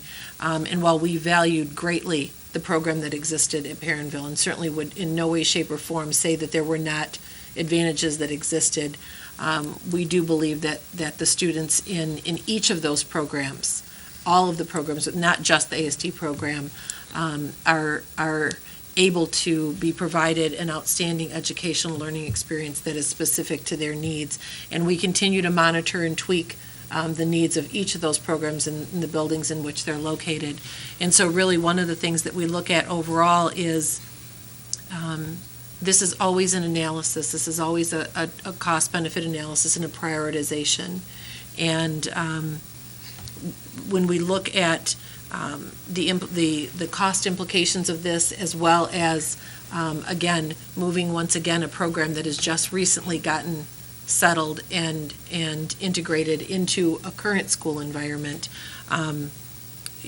we take very seriously that cost-benefit analysis and believe that the children are very well served in their current location.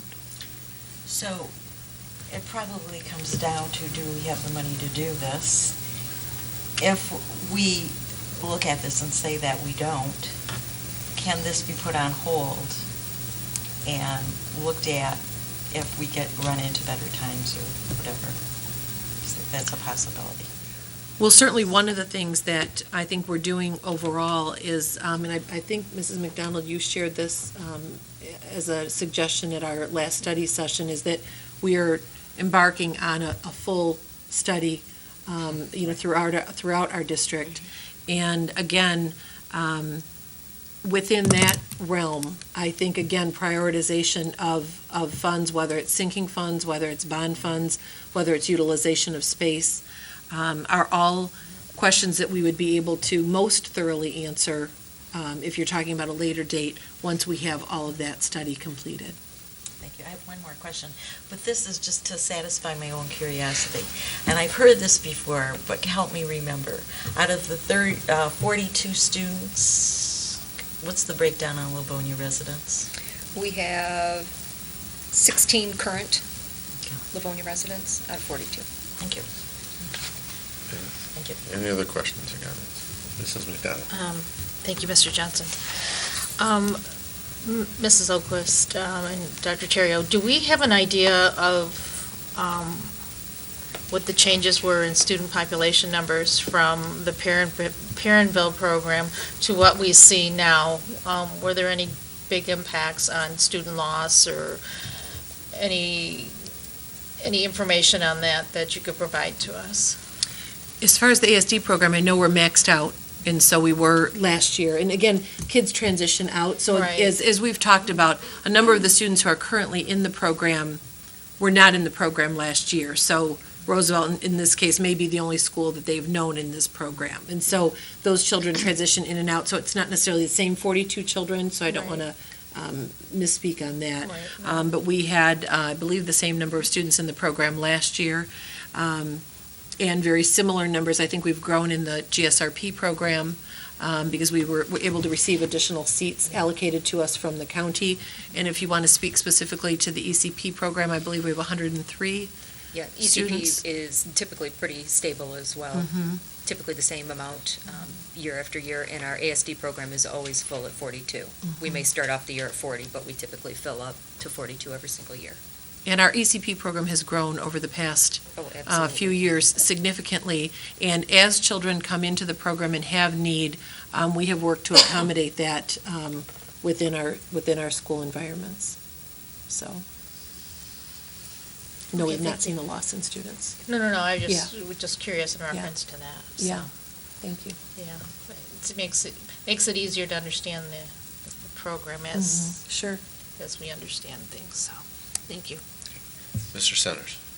Yeah, I think we've really gone over this with, very extensively, and I want to thank Mrs. Oquist and Mrs. Terrio, Ms. Abbey, because, we talk about how every student matters. Well, the time and resources we spent to make sure even these 2 or 3 kids a year are receiving a great program, that they're in a situation where they're successful.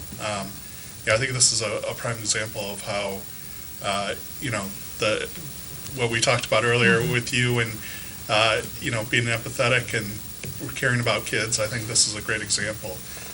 Ultimately, I think, right now, we'll look at the facilities long-term and see, like you suggested, but right now, this is probably something that doesn't make sense to do right now. I agree with some of the sentiments.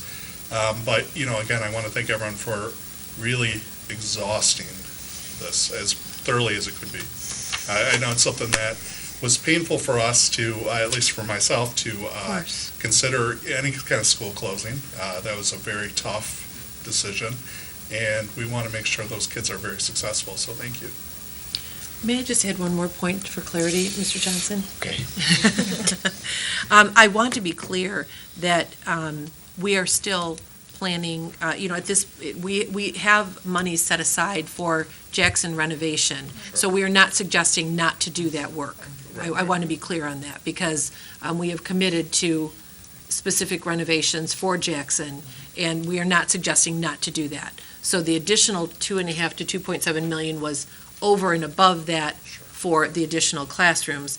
The renovation work with regard to the school itself is still work that is slated, and that those bond funds are allocated for that. So I want to be clear that we are still talking about making renovations there. This is specific to the above and beyond, adding additional capacity to a school, and then,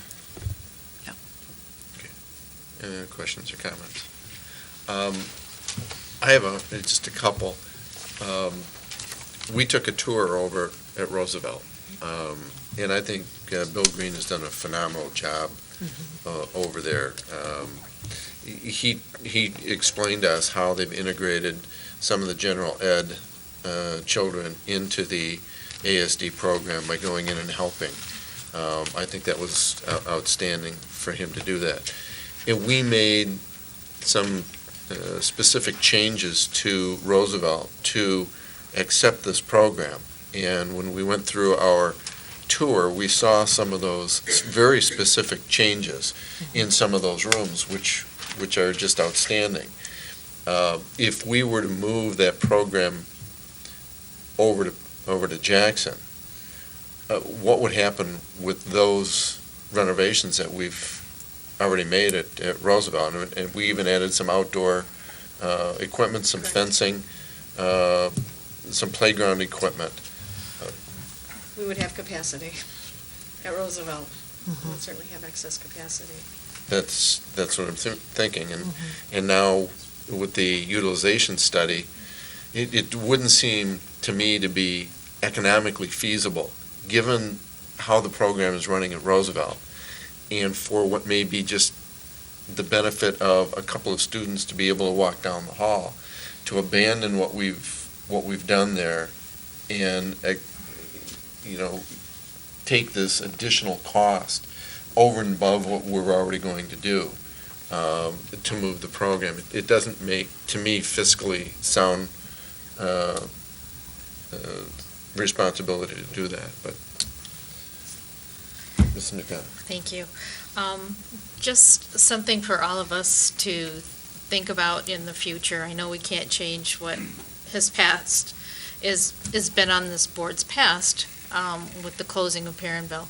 But I think when it comes to making changes, number one, we need to I've said a lot of times that we need to know exactly where we stand on our budget. So, once we go through this utilization study and enrollment studies, and even things that a board may need to do in 5 years from now, we always need to, number one, know exactly how much money we have and where we're going to be a year from now with those dollars. But Perrinville, as we know, wasn't just a building, it was a community. And it was a longstanding community of parents that put their children through the program, because and I don't have any special needs children, but, I have family who do, and I know how hard it is that these parents fight tooth and nail to make sure that their children are taken care of and get the best educational opportunities for them. So, for me, the dollar amounts that we look at, we need to make sure that when we make changes, that we have everything in front of us and to take everything in consideration when we make changes. So just my thought on that. I know we can't change what has transpired and what has been decided. All we can do is move forward. But just my thoughts on that. President Byrd. Mrs. McDonald, I agree with you that we need to have budget information before we make any decision. Even small decisions right now, even a few $1,000s here and there makes a difference in our budget. Excuse me. And we need to take everything into consideration, like you said. And I would just like it stated that we did have budget information and we did take everything into consideration when we made this decision. We knew exactly where our budget was up to that quarter of the year that we were in, and we had our budget projection for the following year. So I just want to make that clear. We did not make this decision without information. It was still an emotionally very painful decision. Yes. Absolutely. But we had it with our dollars and with our information. Mr. Centers. Just to add on to that, our budgets are estimates. We don't control all our costs. We don't know exactly where we're going to end up. We get estimates quarterly from Ms. Abby. I think in general she does a good job of predicting. This year the surplus is a little bit larger, but then we're looking very quickly. We found the news that we lost another 130 students that we didn't anticipate. So those gains, if you will, can disappear very, very quickly.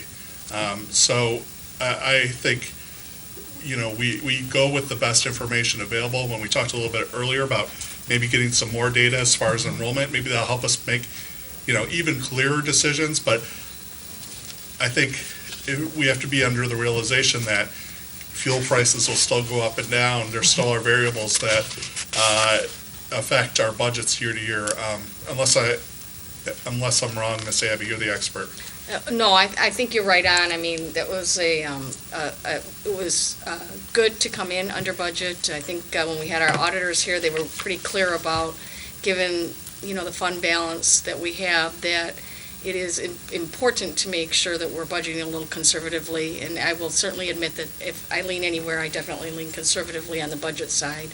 And then there are also things that are, as we look at last year, one of the places where we had some excess variance was in utilities. I was definitely conservative based on the prior two winters, the last year's winter and the winter before, and certainly our utility bills came in better than we anticipated. Revenue came in dead on. We couldn't have done that any closer and slept at night. So, but there were some savings in salaries that we didn't spend everything that we budgeted for. So whether that was in substitute costs or whether that was in some overtime with maintenance and custodial, because the spring was, again, better than we anticipated. Those are the kinds of things where you need to make sure you have the capacity there to make the repairs if you need them. But our staff is also very conservative in how they use funds. So if they don't have to, if they can go get an old light bulb out of a building that we're not using or whatever, that's what they do. So we have to make those funds available if we need them, and then if we don't need them, then they're there for next year. Thank you. Yeah, and I kind of want to again highlight and thank people that, especially the last quarter of our year, we did fill some vacancies. I know it was a hardship on a lot of people that worked very hard to do that. That's correct. So, that was maybe not something we anticipated earlier in the year. Right. But, thank you again to that staff who worked really hard. Mrs. Bonnefield, did you have? I know we've talked about a lot of finances tonight. I know in the past when we were talking about the Heron bill, we were accused of placing dollar values on our children. I just want to say that I think that irregardless of where the program is located, that we are providing the very best education to all of our students that we possibly can, and that we have proven quite handily that it is not the location of the building. We can argue all day about the benefits here and there of being in a different building, because there are different benefits to being in a different building. But at the end of the day, our children are receiving a 100% top-notch education, and that is what is important. And that that will not change based on the location of those children.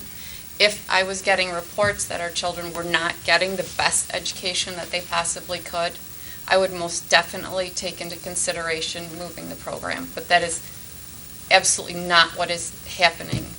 And I have to address this whole budget thing that we're talking about. And, yes, we came out better than we had projected. But when we looked at the numbers and we talked to the auditors, we broke even last year if you pull out the sinking fund. So to sit here and say that for some reason we had excess dollars that we could have spent on a different program, that is not true. We are below the 5%, which the state mandates. Lisa, what is the term? We're in early warning district. We're an early warning district. I gave you that in chorus. So to say that there were somehow some extra dollars floating around that we could use to provide some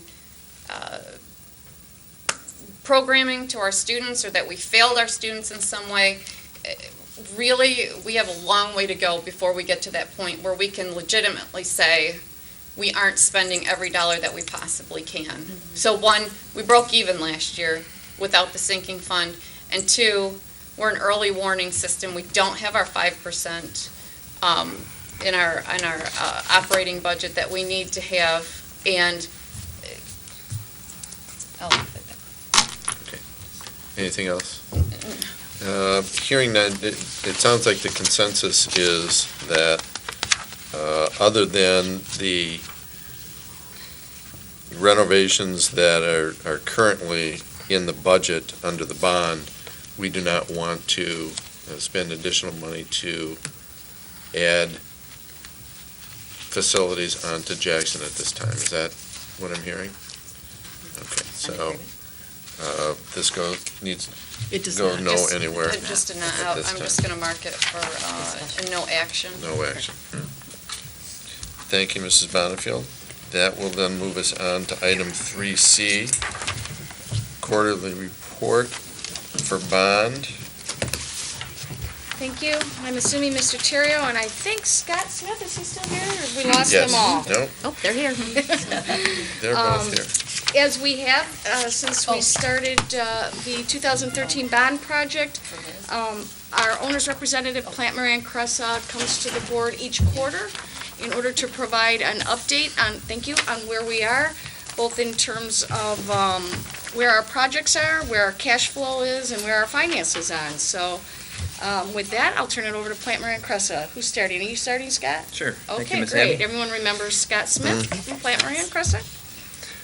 Thank you for the opportunity to come back for you every quarter to let us know keep you abreast of what's been going on with the bond.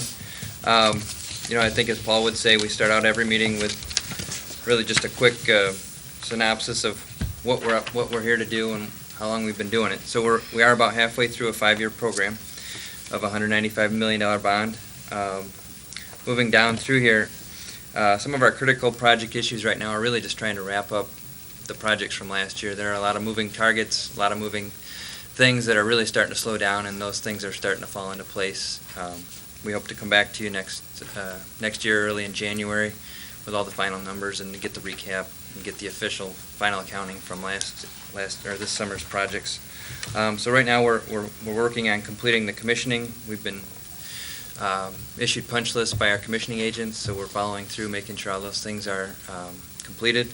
Can you remind the board what commissioning is? Commissioning is really a process that involves most of your mechanical and electrical systems, and it's really just extra due diligence to make sure that things are working properly. It's another set of checks and balances. It's something we think is a good investment for the district, because when we look at where problems tend to exist, a lot of times they do fall on those systems, and they're probably some of the hardest ones to really identify. They don't stand out until you need them, and by then it's too late, someone's upset. So we're trying to be proactive with the commissioning process and identify those things if they exist up front and get them taken care of before the winter really hits. So along with that goes punch list items, little things here and there that didn't get done, little touch-up paint here, piece of floor there. As part of closeout, there's also some documentation that goes along with it, warranties, just O&M manuals that facilities folks and building supervisors will want to be able to refer to, and then there's also the cost side of that closeout as well. And we're also starting to really get venturing into next year's projects. Right now, the elementary school projects are out for bid, and on Wednesday we'll be taking bids for those for Randolph, Grant, and Hoover. Most of the construction, we're still doing design work for the other schools. Holmes and Johnson are pretty much done, and Stevenson will be the last one. As far as projects that are really underway right now, it's really pretty much limited over at Franklin High School. And I don't know if anybody's been driven by lately, but it's quite a change. And actually, starting today, they started swinging steel. Yeah, today was a big day on the calendar. We've been asking and asking, when's the crane coming? When are we going to start setting trusses and setting steel? And today was the day. So I meant to bring some pictures. I have a bunch on my computer. I'll send over tomorrow. But exciting times over there. So. Yeah, it's really Okay, so how tall is the wall? 53 feet. 53 feet. Yeah, the roof will be going on, after, starting in January, and then we hope to have it really enclosed. So we'll keep riding this weather as long as we can get it. It's been really conducive to Best fall weather. Huge. Yeah. It's been a huge benefit. We have another school to go next year. So yeah, the focus really is to get that building enclosed so that it can be dry and provide a suitable environment to continue the construction. So those are kind of the critical project issues right now. Moving on to the budget summary, not a ton has really changed. We've added a couple million dollars in commitments, but mostly it's really been in the actuals paid. We're continuing to pay out last year's or this summer's projects, and those will continue through the end of the year. So just looking at it, we've got $195 million. We've got commitments at just roughly about $90 million. Paid to date about $60 million, with about another third still to go. Most of that, when you look at that, is related to hard construction dollars. Will be primarily focused to Franklin. Right. With just some smaller amounts still need to be paid out at the elementary schools and the middle schools and the upper elementary, as well as some IT work. Just going into the cash flow, again, we've sold the first round of bonds.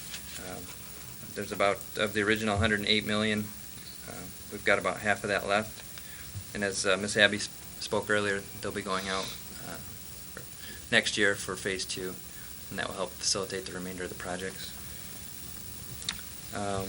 Looking ahead, as I mentioned, there's a lot going on. This is kind of a quiet time, really, from a visual observation perspective. You won't see a lot going on, but there really is a lot going on behind the scenes. It's really a critical time in the whole process. where we're putting out everything together, going out for bids, understanding where we are, getting the details ironed out so that when that small window of time hits next summer, that, everybody hits the ground running and it's expeditious and as mistake-free as it can be.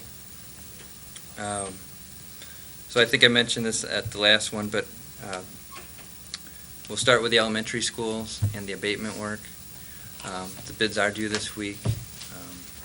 Just before break, we'll be putting out the bids for Johnson and Holmes, and those will be due after early next year, and then we'll follow up with Stevenson.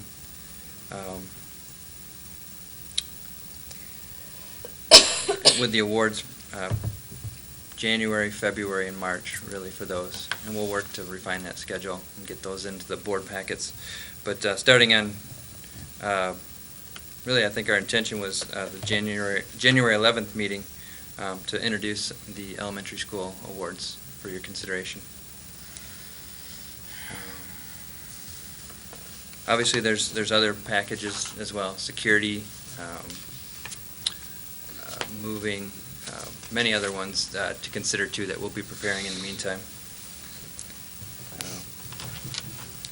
There's a few other contracts that we have to extend out. If you remember, the commissioning contract was a year-to-year contract. Same thing with the security, so we'll have to get new pricing in from them for next year's projects as well. And move management? Move management, we'll have to put an RFP back out on the street. We probably have about, I think, 13 or 14 different award recommendations we need to make to you guys over the next 3 months. So we have a big schedule put together that I was going to bring, but I know some things are going to move, so I want to wait till we have it completely nailed down before we present it. So it'll be busy, though. I think there was one meeting, too, before I forget. There's one committee meeting that we were hoping to turn into a board meeting, a special board meeting, potentially. Is that in February? Is that? I want to say, yeah, it's either the last meeting in February. No, it's actually in... Either way, we'll get that out ahead of time, so. Yeah, it might be the February 22nd meeting.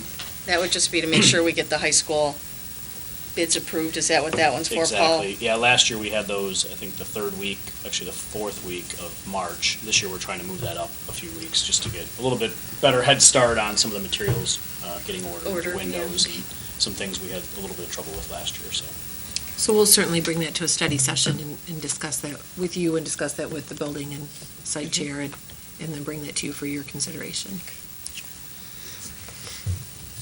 So things are looking well. We're hopeful to get real good news on Wednesday. And we've been talking a lot about costs and pricing and the volatility of it a little bit. Yeah. But we still think we're at a good time. We've heard some feedback from folks that have taken bids recently, and the comments were positive, so we're hoping we see the same That's good. set Excellent. of That would be great. results. Yep. Fingers crossed. Yeah, yeah, really. Okay, any questions? So we will certainly add this to our website. Wonderful. Our updated website within the next day or two, so that we continue to have the most updated information. And we've also spruced up a bit that section of our site to include the PowerPoint presentations that Mrs. Jenkins has done, and that the pictures that we have of the before and afters. So oftentimes we know folks like to look on and see what's actually happening. And so we continue to add those pics and PowerPoints as we have those complete. Thank you. Thank you. Thank you. Thanks for being here, guys. Thank you. All right, that'll move us on to item 3D, McKinley Center discussion, and Mrs. Oquist. Thank you. So Mrs. Abby and I will tag team this one, as we sometimes do. I shared with you an update at our study session on November 23rd, that we did have a meeting at McKinley Center, and we had about 30-plus community members come and join us, and we were very pleased to have them there. I'll have Mrs. Abby share what Mr. Lau and she went through with regard to the processes that would take place and all the considerations, but I'll just give you some general feedback from that meeting. We heard from folks who were still current parents of students in the Franklin attendance area, many who were retired and either had students formerly. We had a couple of former PTA presidents in the room who had some interesting history to share with us, and then just some general community members. And overall, the feedback that we received on this was a sense that they understood why the district would be potentially recommending raising the building as opposed to keeping a vacant building in that neighborhood. And we were forthright with that in our invitation out to people. So we put in the flyer that there was consideration of making a recommendation to level the school and to repurpose that land. And so again, we wanted to be clear about that so that residents who were interested in giving us feedback would be able to do so. We talked about certainly what some of the difficulties are of having a vacant school and some of the issues that are surrounding that. We also talked about that Franklin is, as we've talked about a number of times here, is relatively landlocked, and that with the changes in the site plan in the front of the school, we've made some impact to the parking and some of the practice areas, et cetera, for students, and that having that area behind, which is the McKinley area property, if we were able to raise that school, repurpose some of that area, we shared with the community some of the ideas of what we might be able to do with that open space. We did indicate that it was not the intent of the district to make any recommendation to sell that property, because we feel that we need that property for use by our district, but in a different way. And so we received really actually very positive and helpful feedback on that, including a request from the community for us to specifically look as we design that for not just green space, so to speak, and practice area, but to also potentially add some additional parking in that location, because certainly these are the folks, for anyone that lives adjacent to a high school, you know that there are some high traffic times of the day and of the year, and so game nights and events such as that, certainly there's cars lining the streets. I don't know that we could completely erase that, but some of the feedback that we got from folks really had nothing to do with necessarily the McKinley site or raising it, but they gave us feedback on other things that they wanted us to know about and think about with regard to living near a high school, and some of the feedback they had. We have since certainly shared that with Franklin administration and with our assistant superintendent for secondary programs, and I have to tell you, I think you know how passionately Mr. Willenberg feels about the Franklin community and being a good neighbor to the residents around, and so he's certainly very cognizant of continuing that good partnership with them. And so those are also pieces, again, unrelated to the demolishing of the building, were things that we covered. So we covered a wide range of topics with the folks who were there. We spent a couple hours with them, but we appreciated their feedback, and it was very, very helpful to us. And of course, we've since created a communication list via email and have sent out an initial communication to them, one of which was to offer an opportunity to get some plantings and so on around that area that a couple people had asked for. So we arranged a date last week, sent that out to folks, and Mrs. Jenkins was there to assist with that. And so we will, again, continue to keep those folks apprised of what is happening. But at this point, I'd like Mrs. Abbey to share a little bit about the more technical aspects of what we shared with regard to what the next steps in the process would be, what that would look like, some of the precautions that we take when we look at demolishing a building that is in a residential area like that. So if you want to share some of those highlights. Sure. Thank you, Mrs. Oquist. This won't be new to you because we've been through this process a couple of times very recently with both Washington and Nankin Mills, but we did share with the community and then, of course, answered their questions on how we prepare a site from, putting up a fence that makes it non-accessible to students outside, and also the precautions we use in terms of abating the building prior to any demolition work. There was a great deal of concern and questions about that.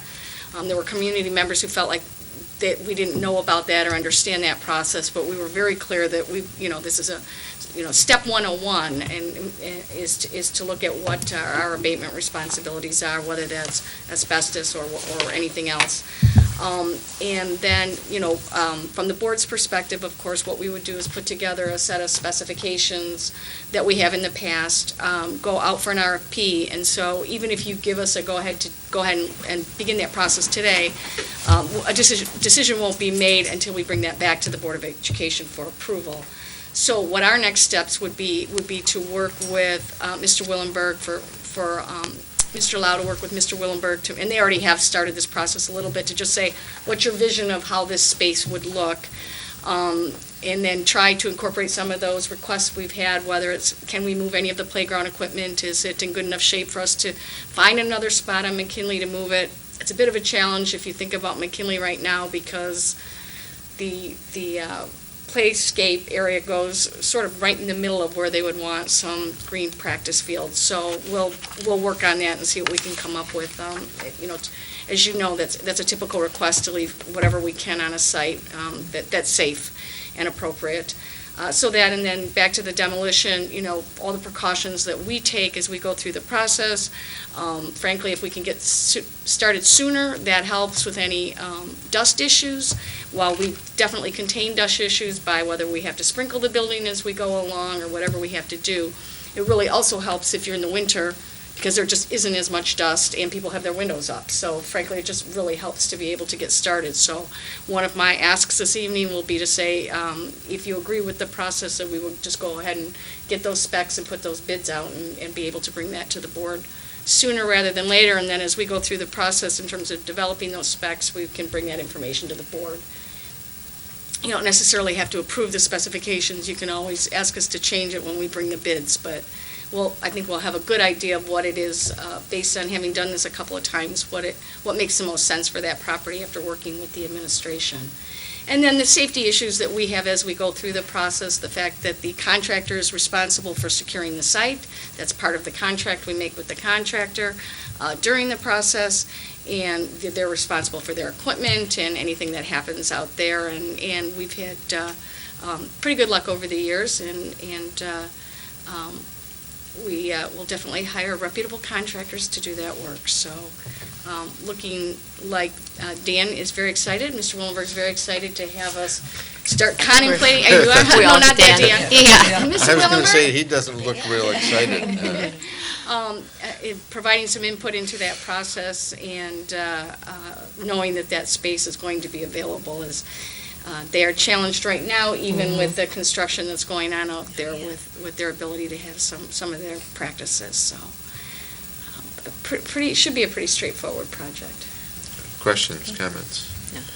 So what? Mrs. Lincoln. I'm sorry. Sorry, I'm corner. I know, but it didn't raise fast enough. I've seen that before. My wife. I'm sorry, I won't hit you, I promise. Miss Abby, is there any prior bond monies owed on that building? No, we did. I'm sorry, thank you for reminding me of that. Okay. We did go through that process as we did with Nankin and Washington as well. And we have worked with our attorneys to go through, there's a formula, I think I had mentioned at one meeting, there's a formula that you go through based on what commitments we made with bond funds to that building during that time frame and when those are paid off. And there's a process that the federal government requires us to do as a part of the fact that when we sell these bonds, they're tax-exempt bonds, so. Right. And the other issue, which is also important, is that really becomes an issue if you're selling the property, not just taking down a building, because that's still a Livonia Public Schools property. Mm-hmm. So there really isn't any issue with what we would owe on it. It's really if we sell it and it becomes a for-profit for a builder or developer or something else in the future, that's when it becomes an issue. So the fact that Livonia Public Schools will continue to own that McKinley space, that wouldn't be an issue anyway. But we made the calculations anyways. Okay, so there's no money. Just a little off topic here, but maybe that would be something that as we go through our discussions with our investigation and our building evaluation, maybe an idea of where we're at on the buildings, so the existing buildings from the 2014 bond refunding, maybe that'll... Yeah, it's more what we did with the bonds in '94 and the 2000 bonds. So the '94 bonds were technology and the media centers. Mm-hmm. And then the 2000 were the athletic facilities, 2000, 2001 were the athletic facility, maybe 2002, athletic facilities. So those are the issues the refunding just complicates the formula. It just is part of the formula, but it's still those same bonds, even though they've been refunded. They're not new bonds. No, I know Yeah. they're not new bonds, but Right. maybe to know what those bonds were attached to in buildings, if that makes sense? Yeah, it really, yes, but again, it would only be specific to those projects. And so, for example, if you picked really almost any elementary school, we're really talking about the same thing. The media centers that we did with the 93-94 bond. So the fact that those bonds were refunded in 2014 doesn't change what we spent. Right. But we still have money. Right, but the formula is going to be the same. Right, no, I understand that part of the formula. It's that, well, when let's say, we owe $63 million in outstanding bonds, what are those dollars for, is my Okay, question. I can provide you that schedule. Yeah, that's all. Sure. All right, thank you. Any other questions or comments? So you just need direction from We us? should move forward with putting the specifications together, working with the Franklin administration on Are we good with that? I'm fine with it. There would be demolishing the nothing building. specific to next week's Right, meeting? correct. So this Right. would allow us to just simply bring bids forward to you. Go out Okay. for those requests for proposals, and Sometime then after, it would I be think we're after good the with first that. of bids the to year. you. Okay. All right, very good. President Burton, that brings building and site to a close, and just if Mr. Roulier is watching, I was trying to break his record for the longest. I don't know whether I did. We may have to discuss that. Yes. Check the records. Our bond years have helped lengthen our building and site Yes. quite a bit, but that's a blessing, so that's okay. Thank you. The next item on our agenda is item 4, Finance Committee. Mrs. Jarvis, I'll turn it over to you. Thank you, President Burton. We have several items to discuss, and I hope Mr. Roulier is watching. Stays But- tuned Not in. It's a long one today, guys. So we'll start with item number A, the sale of bonds, second series, and turn it over to Ms. Abby. Thank you. We do seem to have a theme here this evening, definitely. As you know, when the community thankfully passed the bond issue in May of 2013, part of, when we put that package together, we said that we would sell the bonds in 2 series, meaning at 2 different times. And there's 2 main reasons you do that. The first is that there are some requirements that you spend bond monies on a timely fashion. So you're supposed to spend, I'm going to use very round figures, but 85% of the bonds project should be completed in 3 years. Well, when you looked at the amount of work we were going to do, we knew that we needed to do that over at least 5 years. So we didn't want to sell all of the bonds up front. We wouldn't be able to meet that target, a requirement. Or the work, I mean, you think about the work we've done the last 2 summers, that would be double that amount of projects we would have had to have done. So it certainly made much more sense from our ability to manage the project to elongate that. So that meant selling the bonds in 2 series so that we could meet that requirement. In addition, it's also fiscally more responsible just because we're not putting money in a bank account today that we don't need. So we're not asking our voters to have to pay on that debt before we actually need that money. So there's 2 reasons that you actually go out in multiple series, and for Livonia it made sense to do it in 2 series. As you know, the first series was sold in June of 2013. You just saw that cash deposit on your quarterly update report. The second, and that was a very favorable sale, as you recall. We actually sold those bonds at a premium.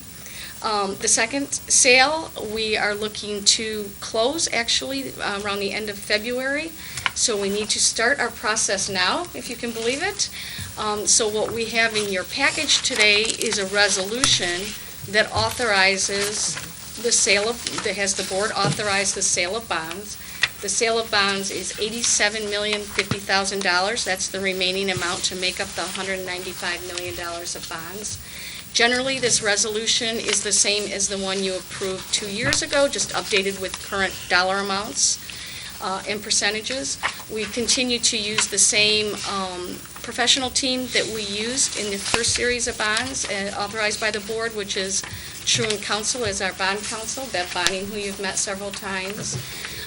We will use JP Morgan Chase to help us sell the bonds. They're the ones that actually go to the market and say, would you like to buy a Livonia Public Schools bond? So those are the people that actually get people to buy our bonds.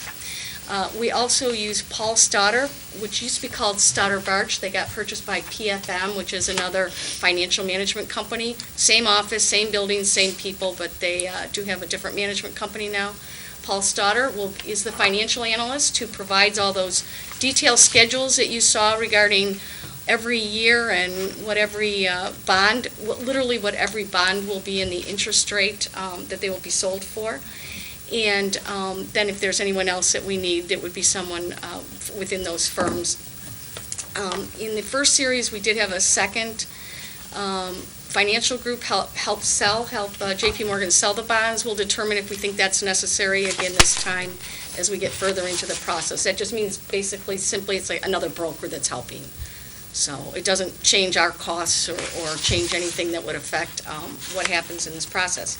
So again, the resolution just allows us to go out there and do the work we need to do. We've started the due diligence process, which is putting together all the paperwork we need. You may recall that they put together an offering that has to go out into the community. It's about a 60, 70-page document. And so that has all of our current financial data. So we just started to get information to start updating that right now, which we'll get all that done. And we'll have a timeline that we'll start now, and then we hope to finish and close by February 24th. So that would be cash in the bank day. So with that, I'd be happy to answer any questions on the process.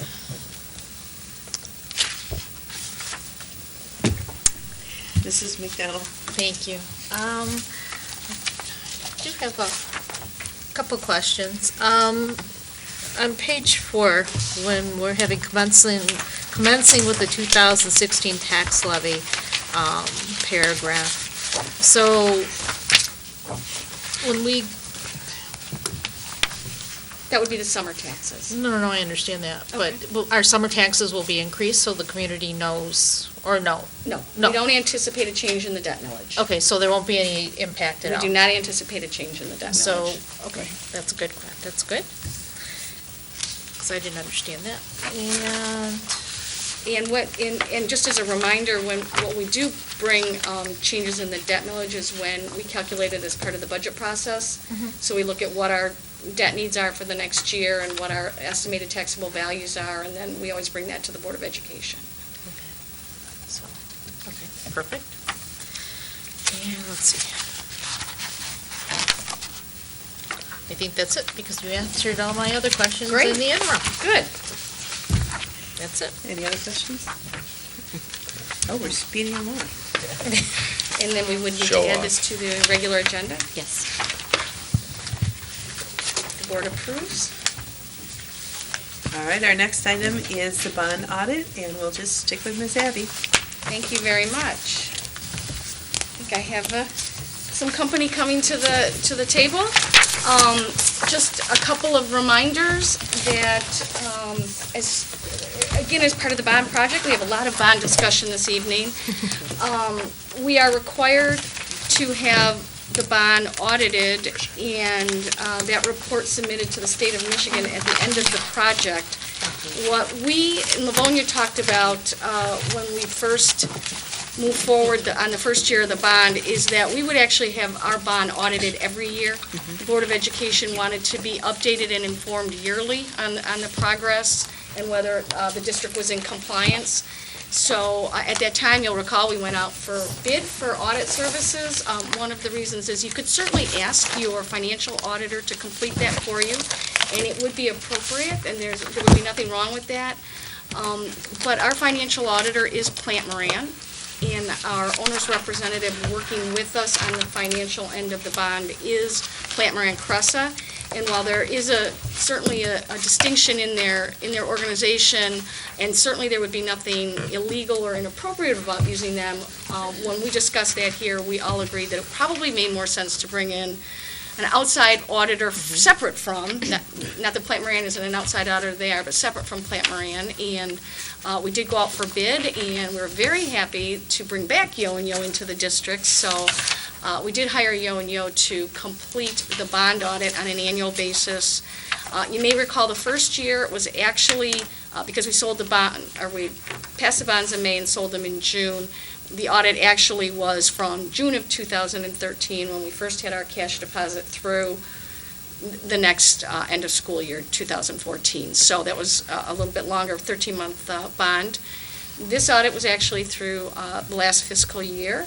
So with that, I've talked enough. I will turn it over. You remember Mr. Brian Dixon from Yo and Yo. He is a partner with, I think, something like 18 years of school audit experience. So very glad to have him on our team and part of our audit process. And I will let him get started. You did get the actual financial statements in your packet. And then, as Brian just passed around the actual PowerPoint. If we're actually doing a PowerPoint. Anyone? Thank you. Hello? I'll go ahead. If you want to get started, I'll go ahead and get them started.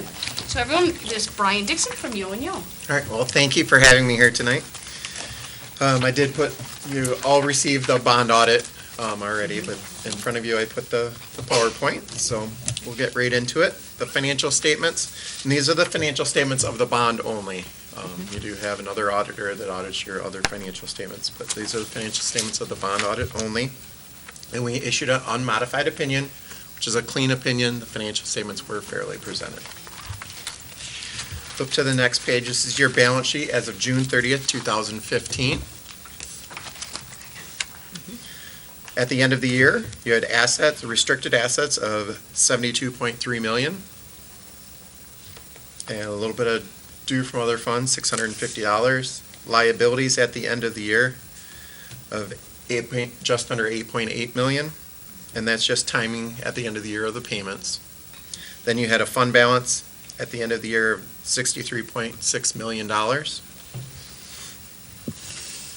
Bring your total liabilities and fund balance at the end of the year to the $72.4 million that equals your assets. On the next page, this is a pie chart that does break down your revenues and other financing sources for the entire length of the bond from June 30th or June 25th, 2013 through June 30th, 2015. There was only $185,000 of interest that was received in the current year. So I had a pie chart in here of the current year stuff, but it was just all one piece of pie. So it didn't make any sense to give you that part. Because it was all investment income this year, again, $185,000.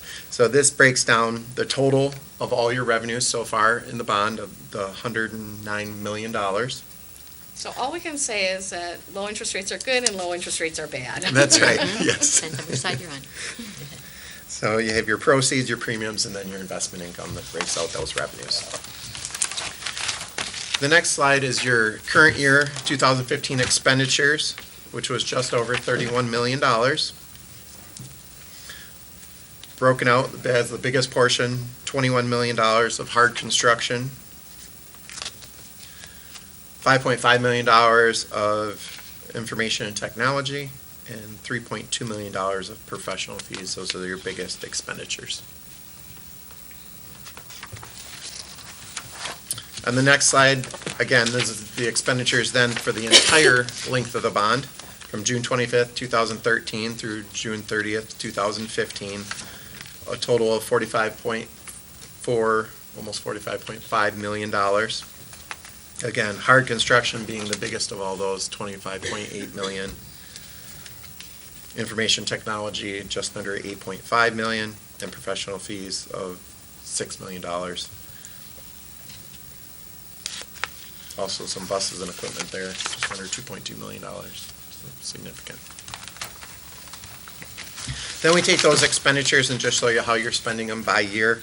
2013, very small amount, $1.1 million. 2014, just under $13 million. And then again, the $31.4 million in 2015. And then your fund balance goes the opposite way.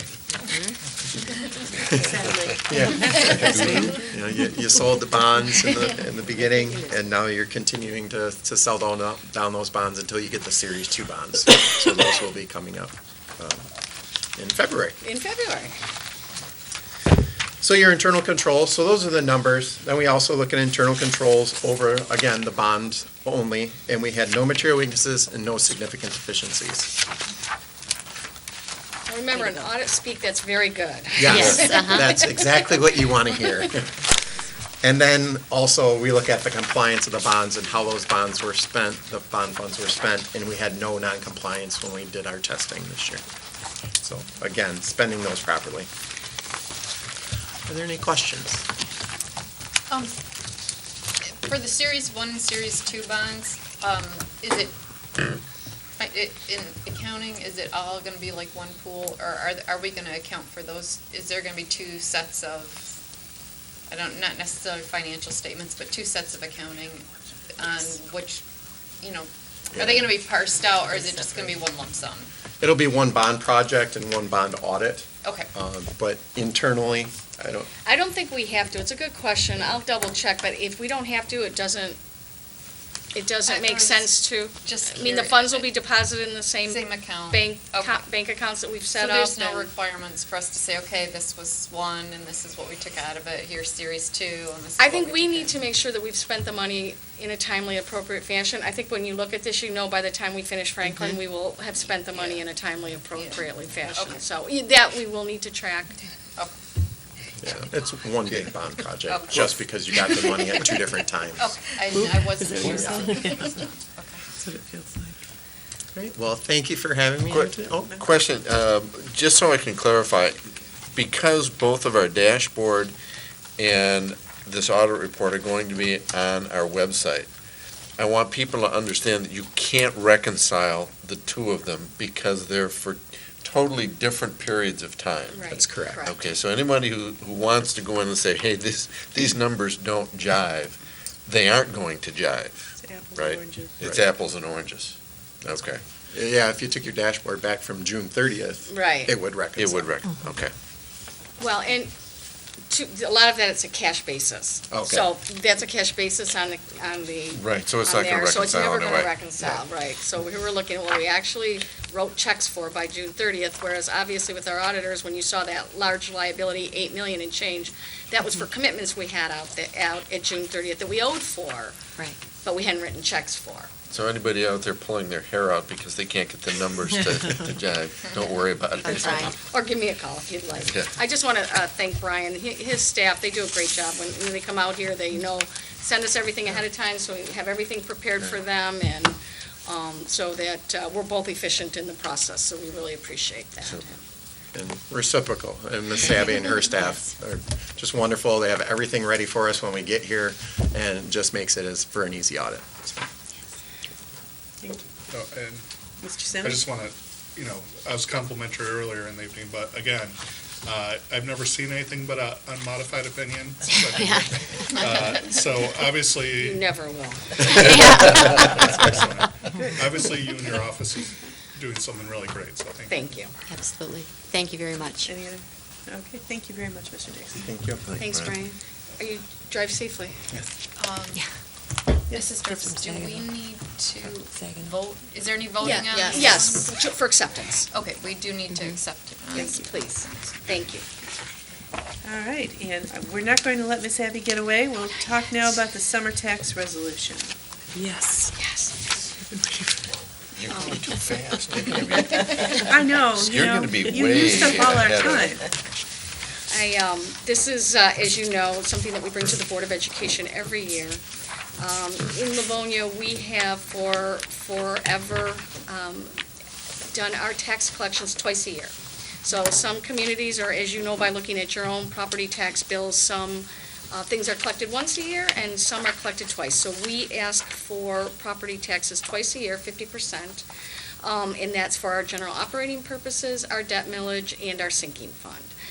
So we have to ask the communities of Livonia and Westland to do that for this, and the resolution that we have to approve that for next week, we do send to those two communities that say, please collect our summer taxes. So that will be for June of 16 taxes. So very perfunctory. Frankly, I think there's been many years we put this on the consent agenda, and it is just a standard thing that we will ask to be approved, and then we'll have that signed and send out to Westland and Livonia. Any questions? Question. Yes, sir. Ms. Abby, do we control the percentage that we get in the summer and the percentage in the winter? We could. Is there any advantage to collecting more at one time? Yeah, there would be some cash flow advantages to collecting general operating in the summer. That's something we might want to think about? We or- can look at it. We certainly can. It's one of those things where it's also a little bit more favorable for community to break it out, so it would be To that break it out balance. evenly for those folks, for the homeowners. Yeah, for homeowners, I can understand it. Yeah, it's but most of the probably general better. operating is for business. non-homestead. Mrs. McDonough? Okay. Oh, thank you. That's a very great point. And maybe if we had those numbers, Sure. we could maybe forego collecting or having to take out those loans in the summer? Is it that high of a dollar amount? We'd have to look at it. We'd have Well, to that's see not- how it's collected. Wouldn't that be more that's dependent upon when Lansing gives us our money? It's both.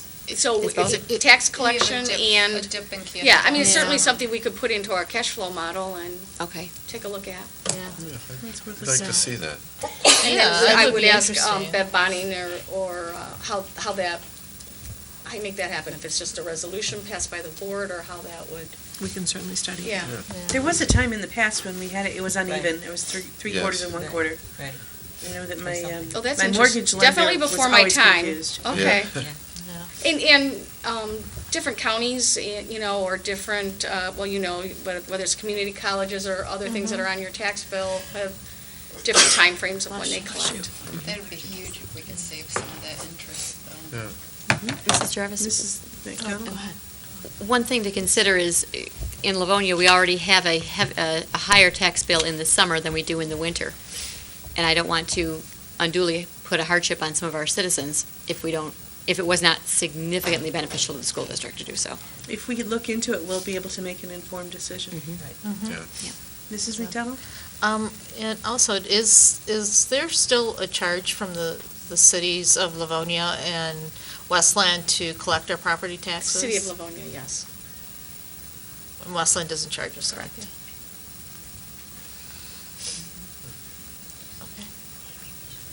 Okay. Maybe we should talk to the mayor. I was gonna say, is The that something treasurer. that we can talk to? Yeah, can we talk to somebody about that? Ms. Happy, do you know offhand approximately how much that cost us? Yes. It's a little over $300,000 a year. How much? A little over $300,000 Although a year. that's gonna impact their budget. That's a lot. And they don't have a lot. So you may recall a couple years ago, the city had charged taxpayers a fee to collect fees, and a portion of that was rebated back to the school district. I'd have to look back and look at exactly what the dollar amounts were, but that was just for one, maybe 2 years. I think it was just for 1 year.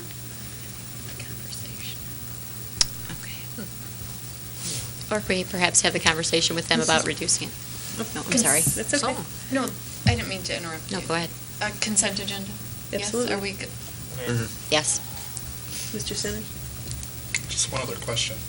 Is there any other way for us to get taxes? Yes, we could set up a process to collect them ourselves. Do We are know? allowed by law to do that. I don't think that, as we sit currently, that we're staffed or able to do that. Okay. And there's a cost. Yeah. It's not Yeah, like it's oh, free. yeah. Oh, yeah. No, I was just curious. I mean, we'd have to get the tax rolls from the city anyway, in order to facilitate that process, and then literally send out bills and Follow up on collecting. Yeah, well, that's true. Let Linda do that.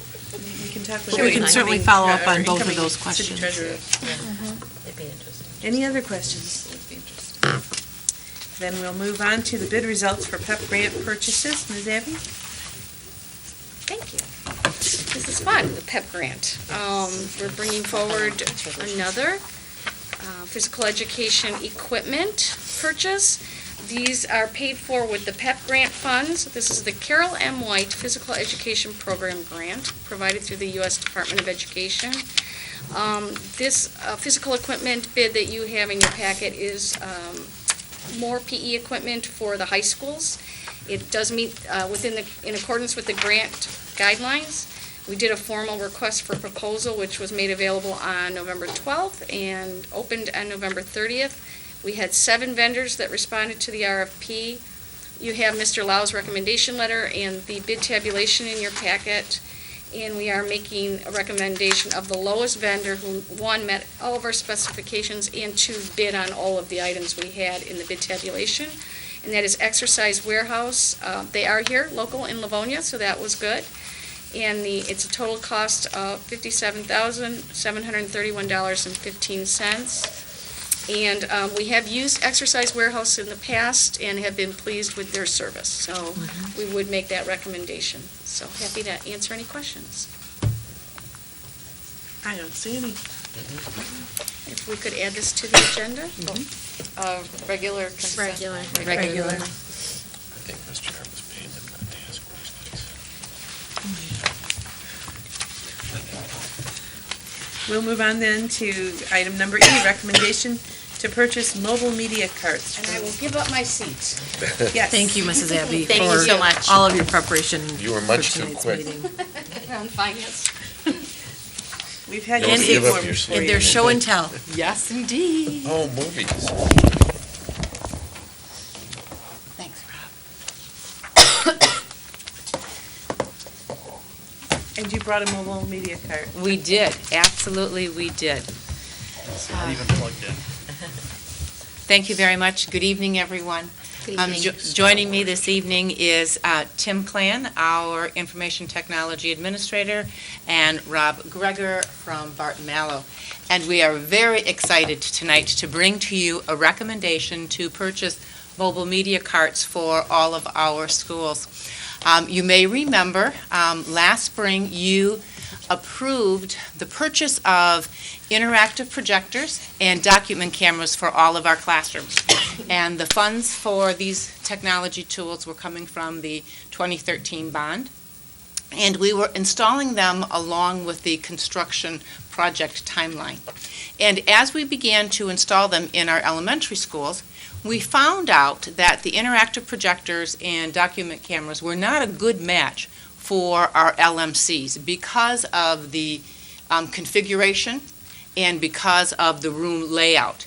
At our elementary schools, where our teachers provide curriculum instruction on a weekly basis to all of the classrooms, we found that the projector and document camera just wasn't a good fit. So we're recommending for the LMCs in our K-4 schools and our 5-6 schools the mobile media carts.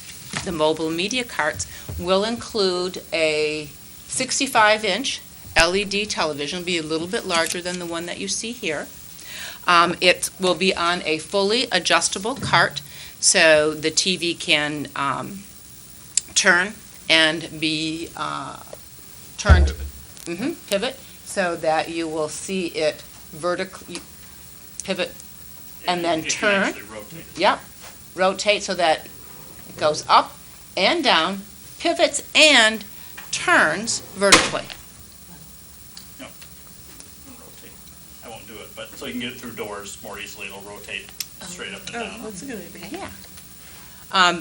It includes a wireless keyboard and mouse, a Chrome box, which will run Chrome OS, an HD camera for video conferencing, and the system also allows for expandability, so you can add another computer, you can add a DVD or Blu-ray player, you can add Apple TV, Chromecast, and external speakers.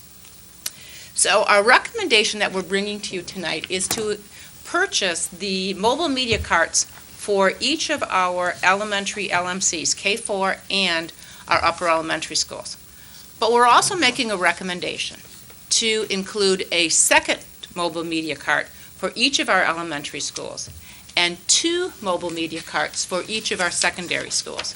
And the purpose for those carts would be to allow the schools to have some flexibility by being able to move these carts from room to room, conference room to conference room, classroom to classroom, for the purpose of using them for data digs when the school's leadership team is meeting to look at their student assessment data, to use it for looking at school improvement data, These media carts can be used for teams to collaborate on developing presentations for school improvement, for staff meetings, for parent meetings.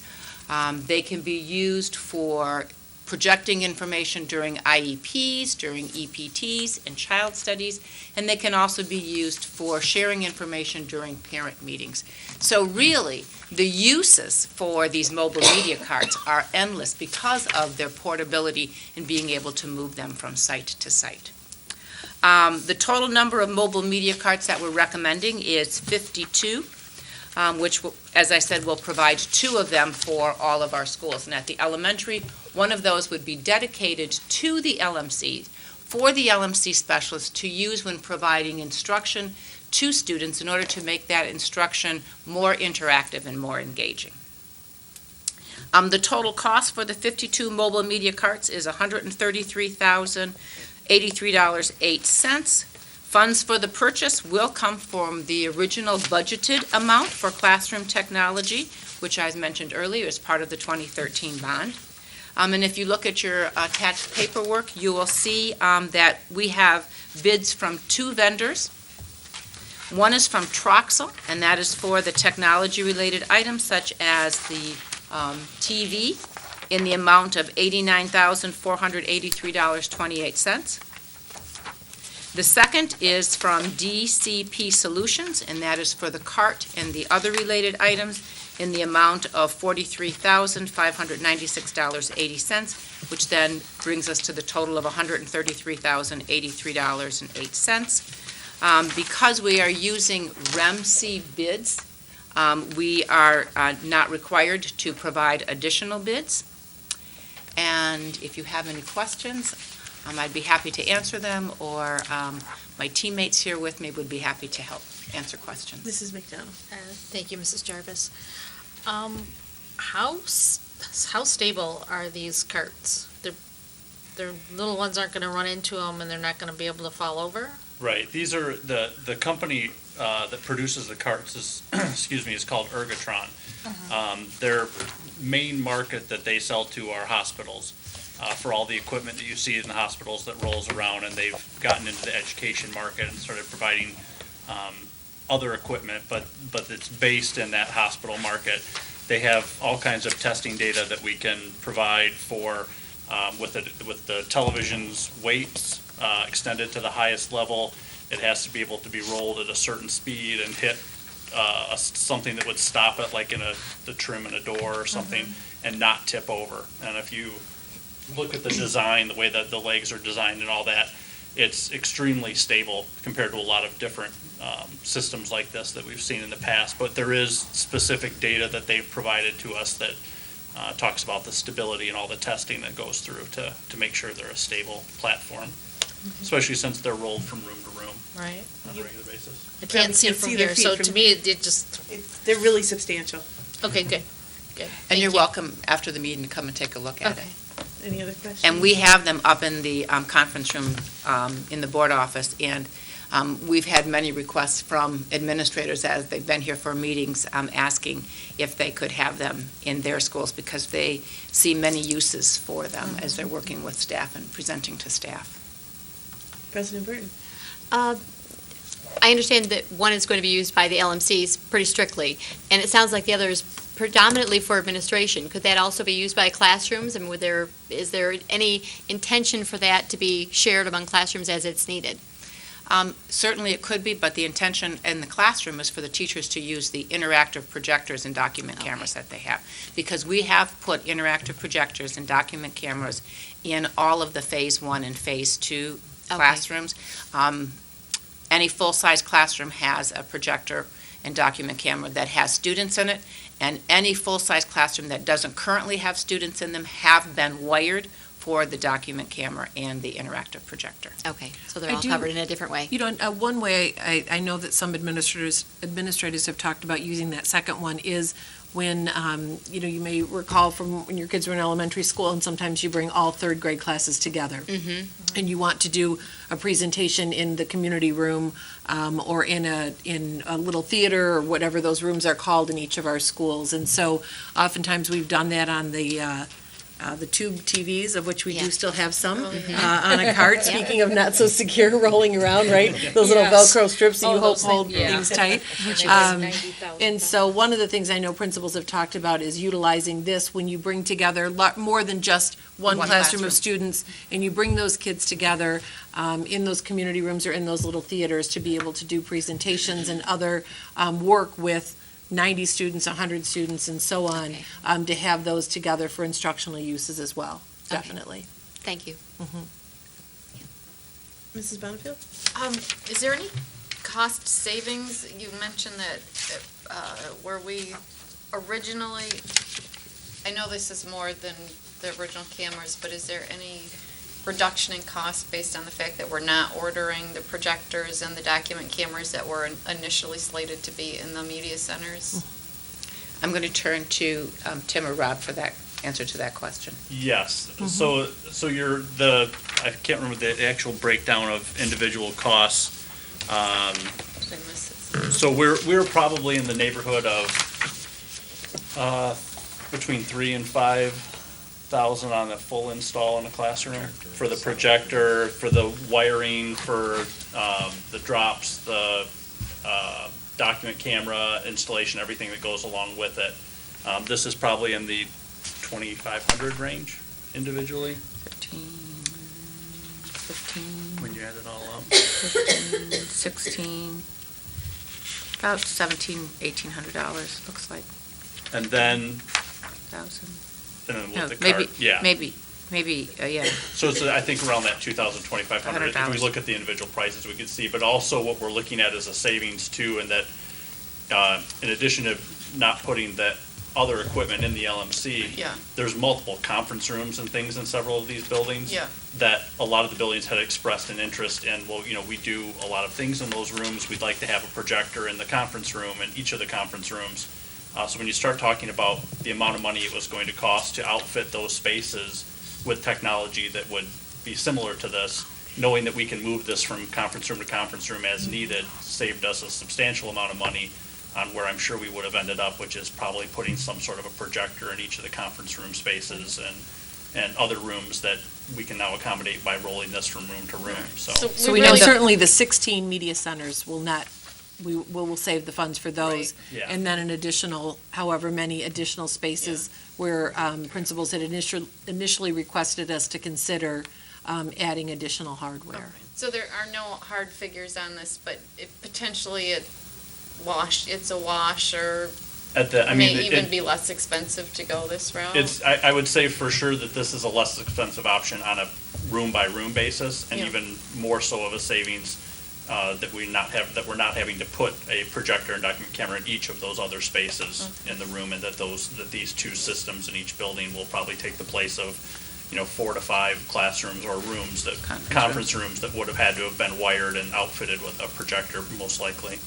And those conference rooms, because they're not used all the time, the projector and document camera wouldn't be used on a regular basis. But having the mobile cart, being able to move the mobile cart into the conference room and use it, truly is then a cost savings. Yeah, okay. Any other questions? I have a couple. Is this Wi-Fi?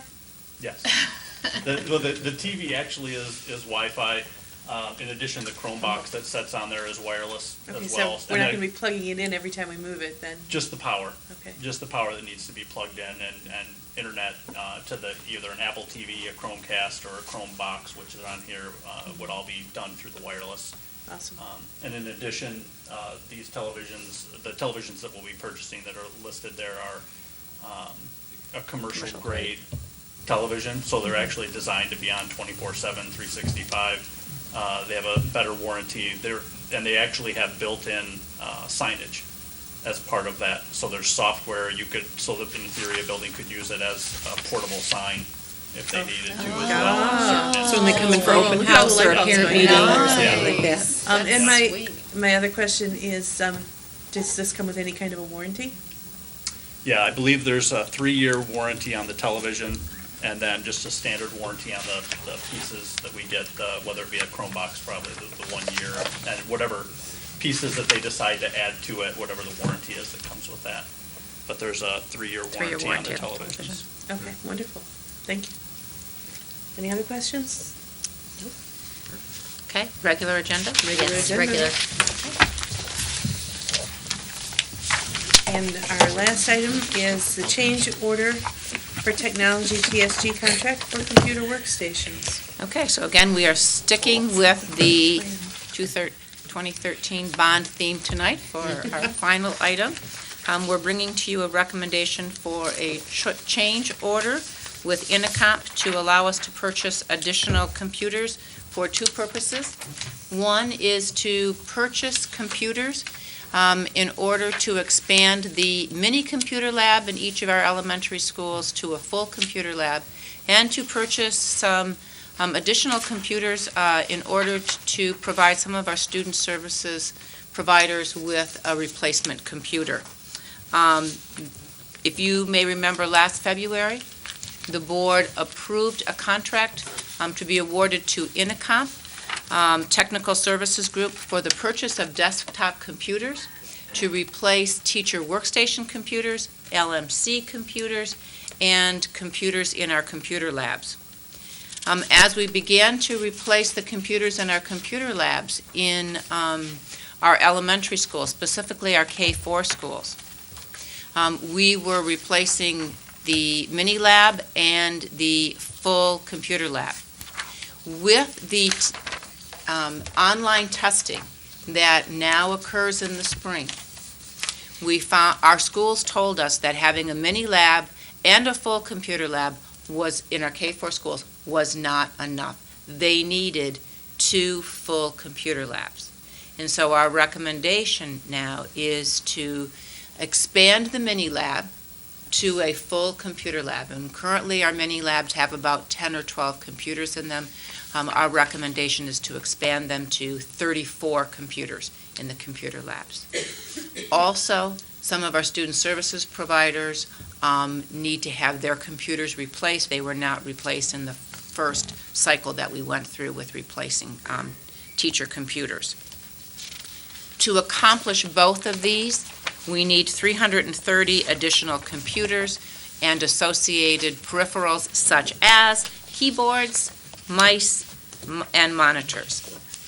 We do recommend purchasing the additional 330 computers through Intercomp. As you can see in the documentation that you have in your board packet, the original contract amount with Intercomp was for $3,283,715 with a $328,371 contingency, bringing the total awarded amount to just over $3.6 million. Tonight, we are bringing to you a recommendation to use the bulk of the contingency to purchase the 330 additional computers and the peripherals from Intercomp. The total amount of this purchase recommendation is $320,932. The cost is based on the original bid unit pricing from Intercomp, and it does include the same computer that was part of that bid price. It is a Hewlett-Packard Elite Desktop with an Intel Core, a 21.5-inch monitor with a webcam and speaker bars. In order to place this order, the board will need to pass a resolution to approve a change order with Intercomp. We've reviewed this change order with our IT department and with Barton Mallow, and they recommend this change order. So now we open it up to any questions the board may have. Mr. Sanders. We won't have very much contingency left in this particular. Only in this Line award. item. We Okay. do have additional money in our classroom Overall. technology. Sure. Yes, indeed. Now, do we anticipate, as far as this set of computer sets, this will be the final needed order, or to go over the contingency, or this is likely all we'll need? This is likely all we need, Okay. we will need. So we had that extended discussion, and actually Mrs. Alice and Mrs. Abby and I sat down after receiving an update from Mr. Greger and Matt Linzer, I believe, as well, as we were getting close to this contingency amount. And again, this is the contingency on this contract. It's, just to be clear, it's not the overall contingency for this line item. So of the almost $30 million of the technology budget, we actually did, again, as part of our mid-course review and in anticipation of looking at the information we were bringing forward this evening, last week spent quite a bit of time looking at every single line item, our actuals to date, and our remaining balance and our remaining contingency. And we have actually, really with credit to the folks sitting here, have come under budget, I believe, in literally every technology purchase, and we are feeling actually very good about this portion of the project. We periodically threaten Mr. Clan that we might, borrow some of that for other areas because they've done so well, and he reminds us that that is their contingency to continue to utilize. But we actually feel very, very confident in where we are. One, we are thrilled with what we have been able to provide students and staff thus far. We are seeing some tremendous things going on. It will be one of the things we'll continue to highlight for you over the course of this next year, and get that word out to our community. Because if you remember, one of the things important to you was that we touch every school in the first 2 years. And so for those schools that didn't have construction, they have had additional technology, and we want to be sure to continue to get that word out. But overall, we are in excellent shape on our technology budgets. Mrs. Bonnefield. Mrs. Ellis, you said that they have a mini lab that has about half the computers that we need. We're going to double the computers in those labs. Is there space in the existing room, and then is there additional wiring that we Excellent question. No, in most cases, there's not space in the existing mini lab. So an additional classroom has been identified in the Phase 1, Phase 2, and in the Phase 3 schools. Okay. And the additional wiring for the new computer lab will come from the construction portion of the bond project. Okay. And is that, will those changes to the classroom and the wiring, are those just sort of getting absorbed, or is that going to be another discussion that we're going to have? No, those are things that we've been doing along the way. Oh, okay. So we've been prepping for that. We do not have the computers yet, but we realized after we went through that first phase of testing, most of the mini labs, if you think about in some of our K-4 schools, there was a little portion of the media center that had a couple of rows of cubbies. That's what we called our mini lab. And so just shortly after we completed Phase 1, the Rosedale, Cleveland, et cetera, we realized that we would need to identify a second room. So we first went back to those schools and said, which room could that be? And then since that time, we've planned on that as part of our construction. So when we have them identify, where is your music room? Where is your art room? Again, we'll say, where is your second lab?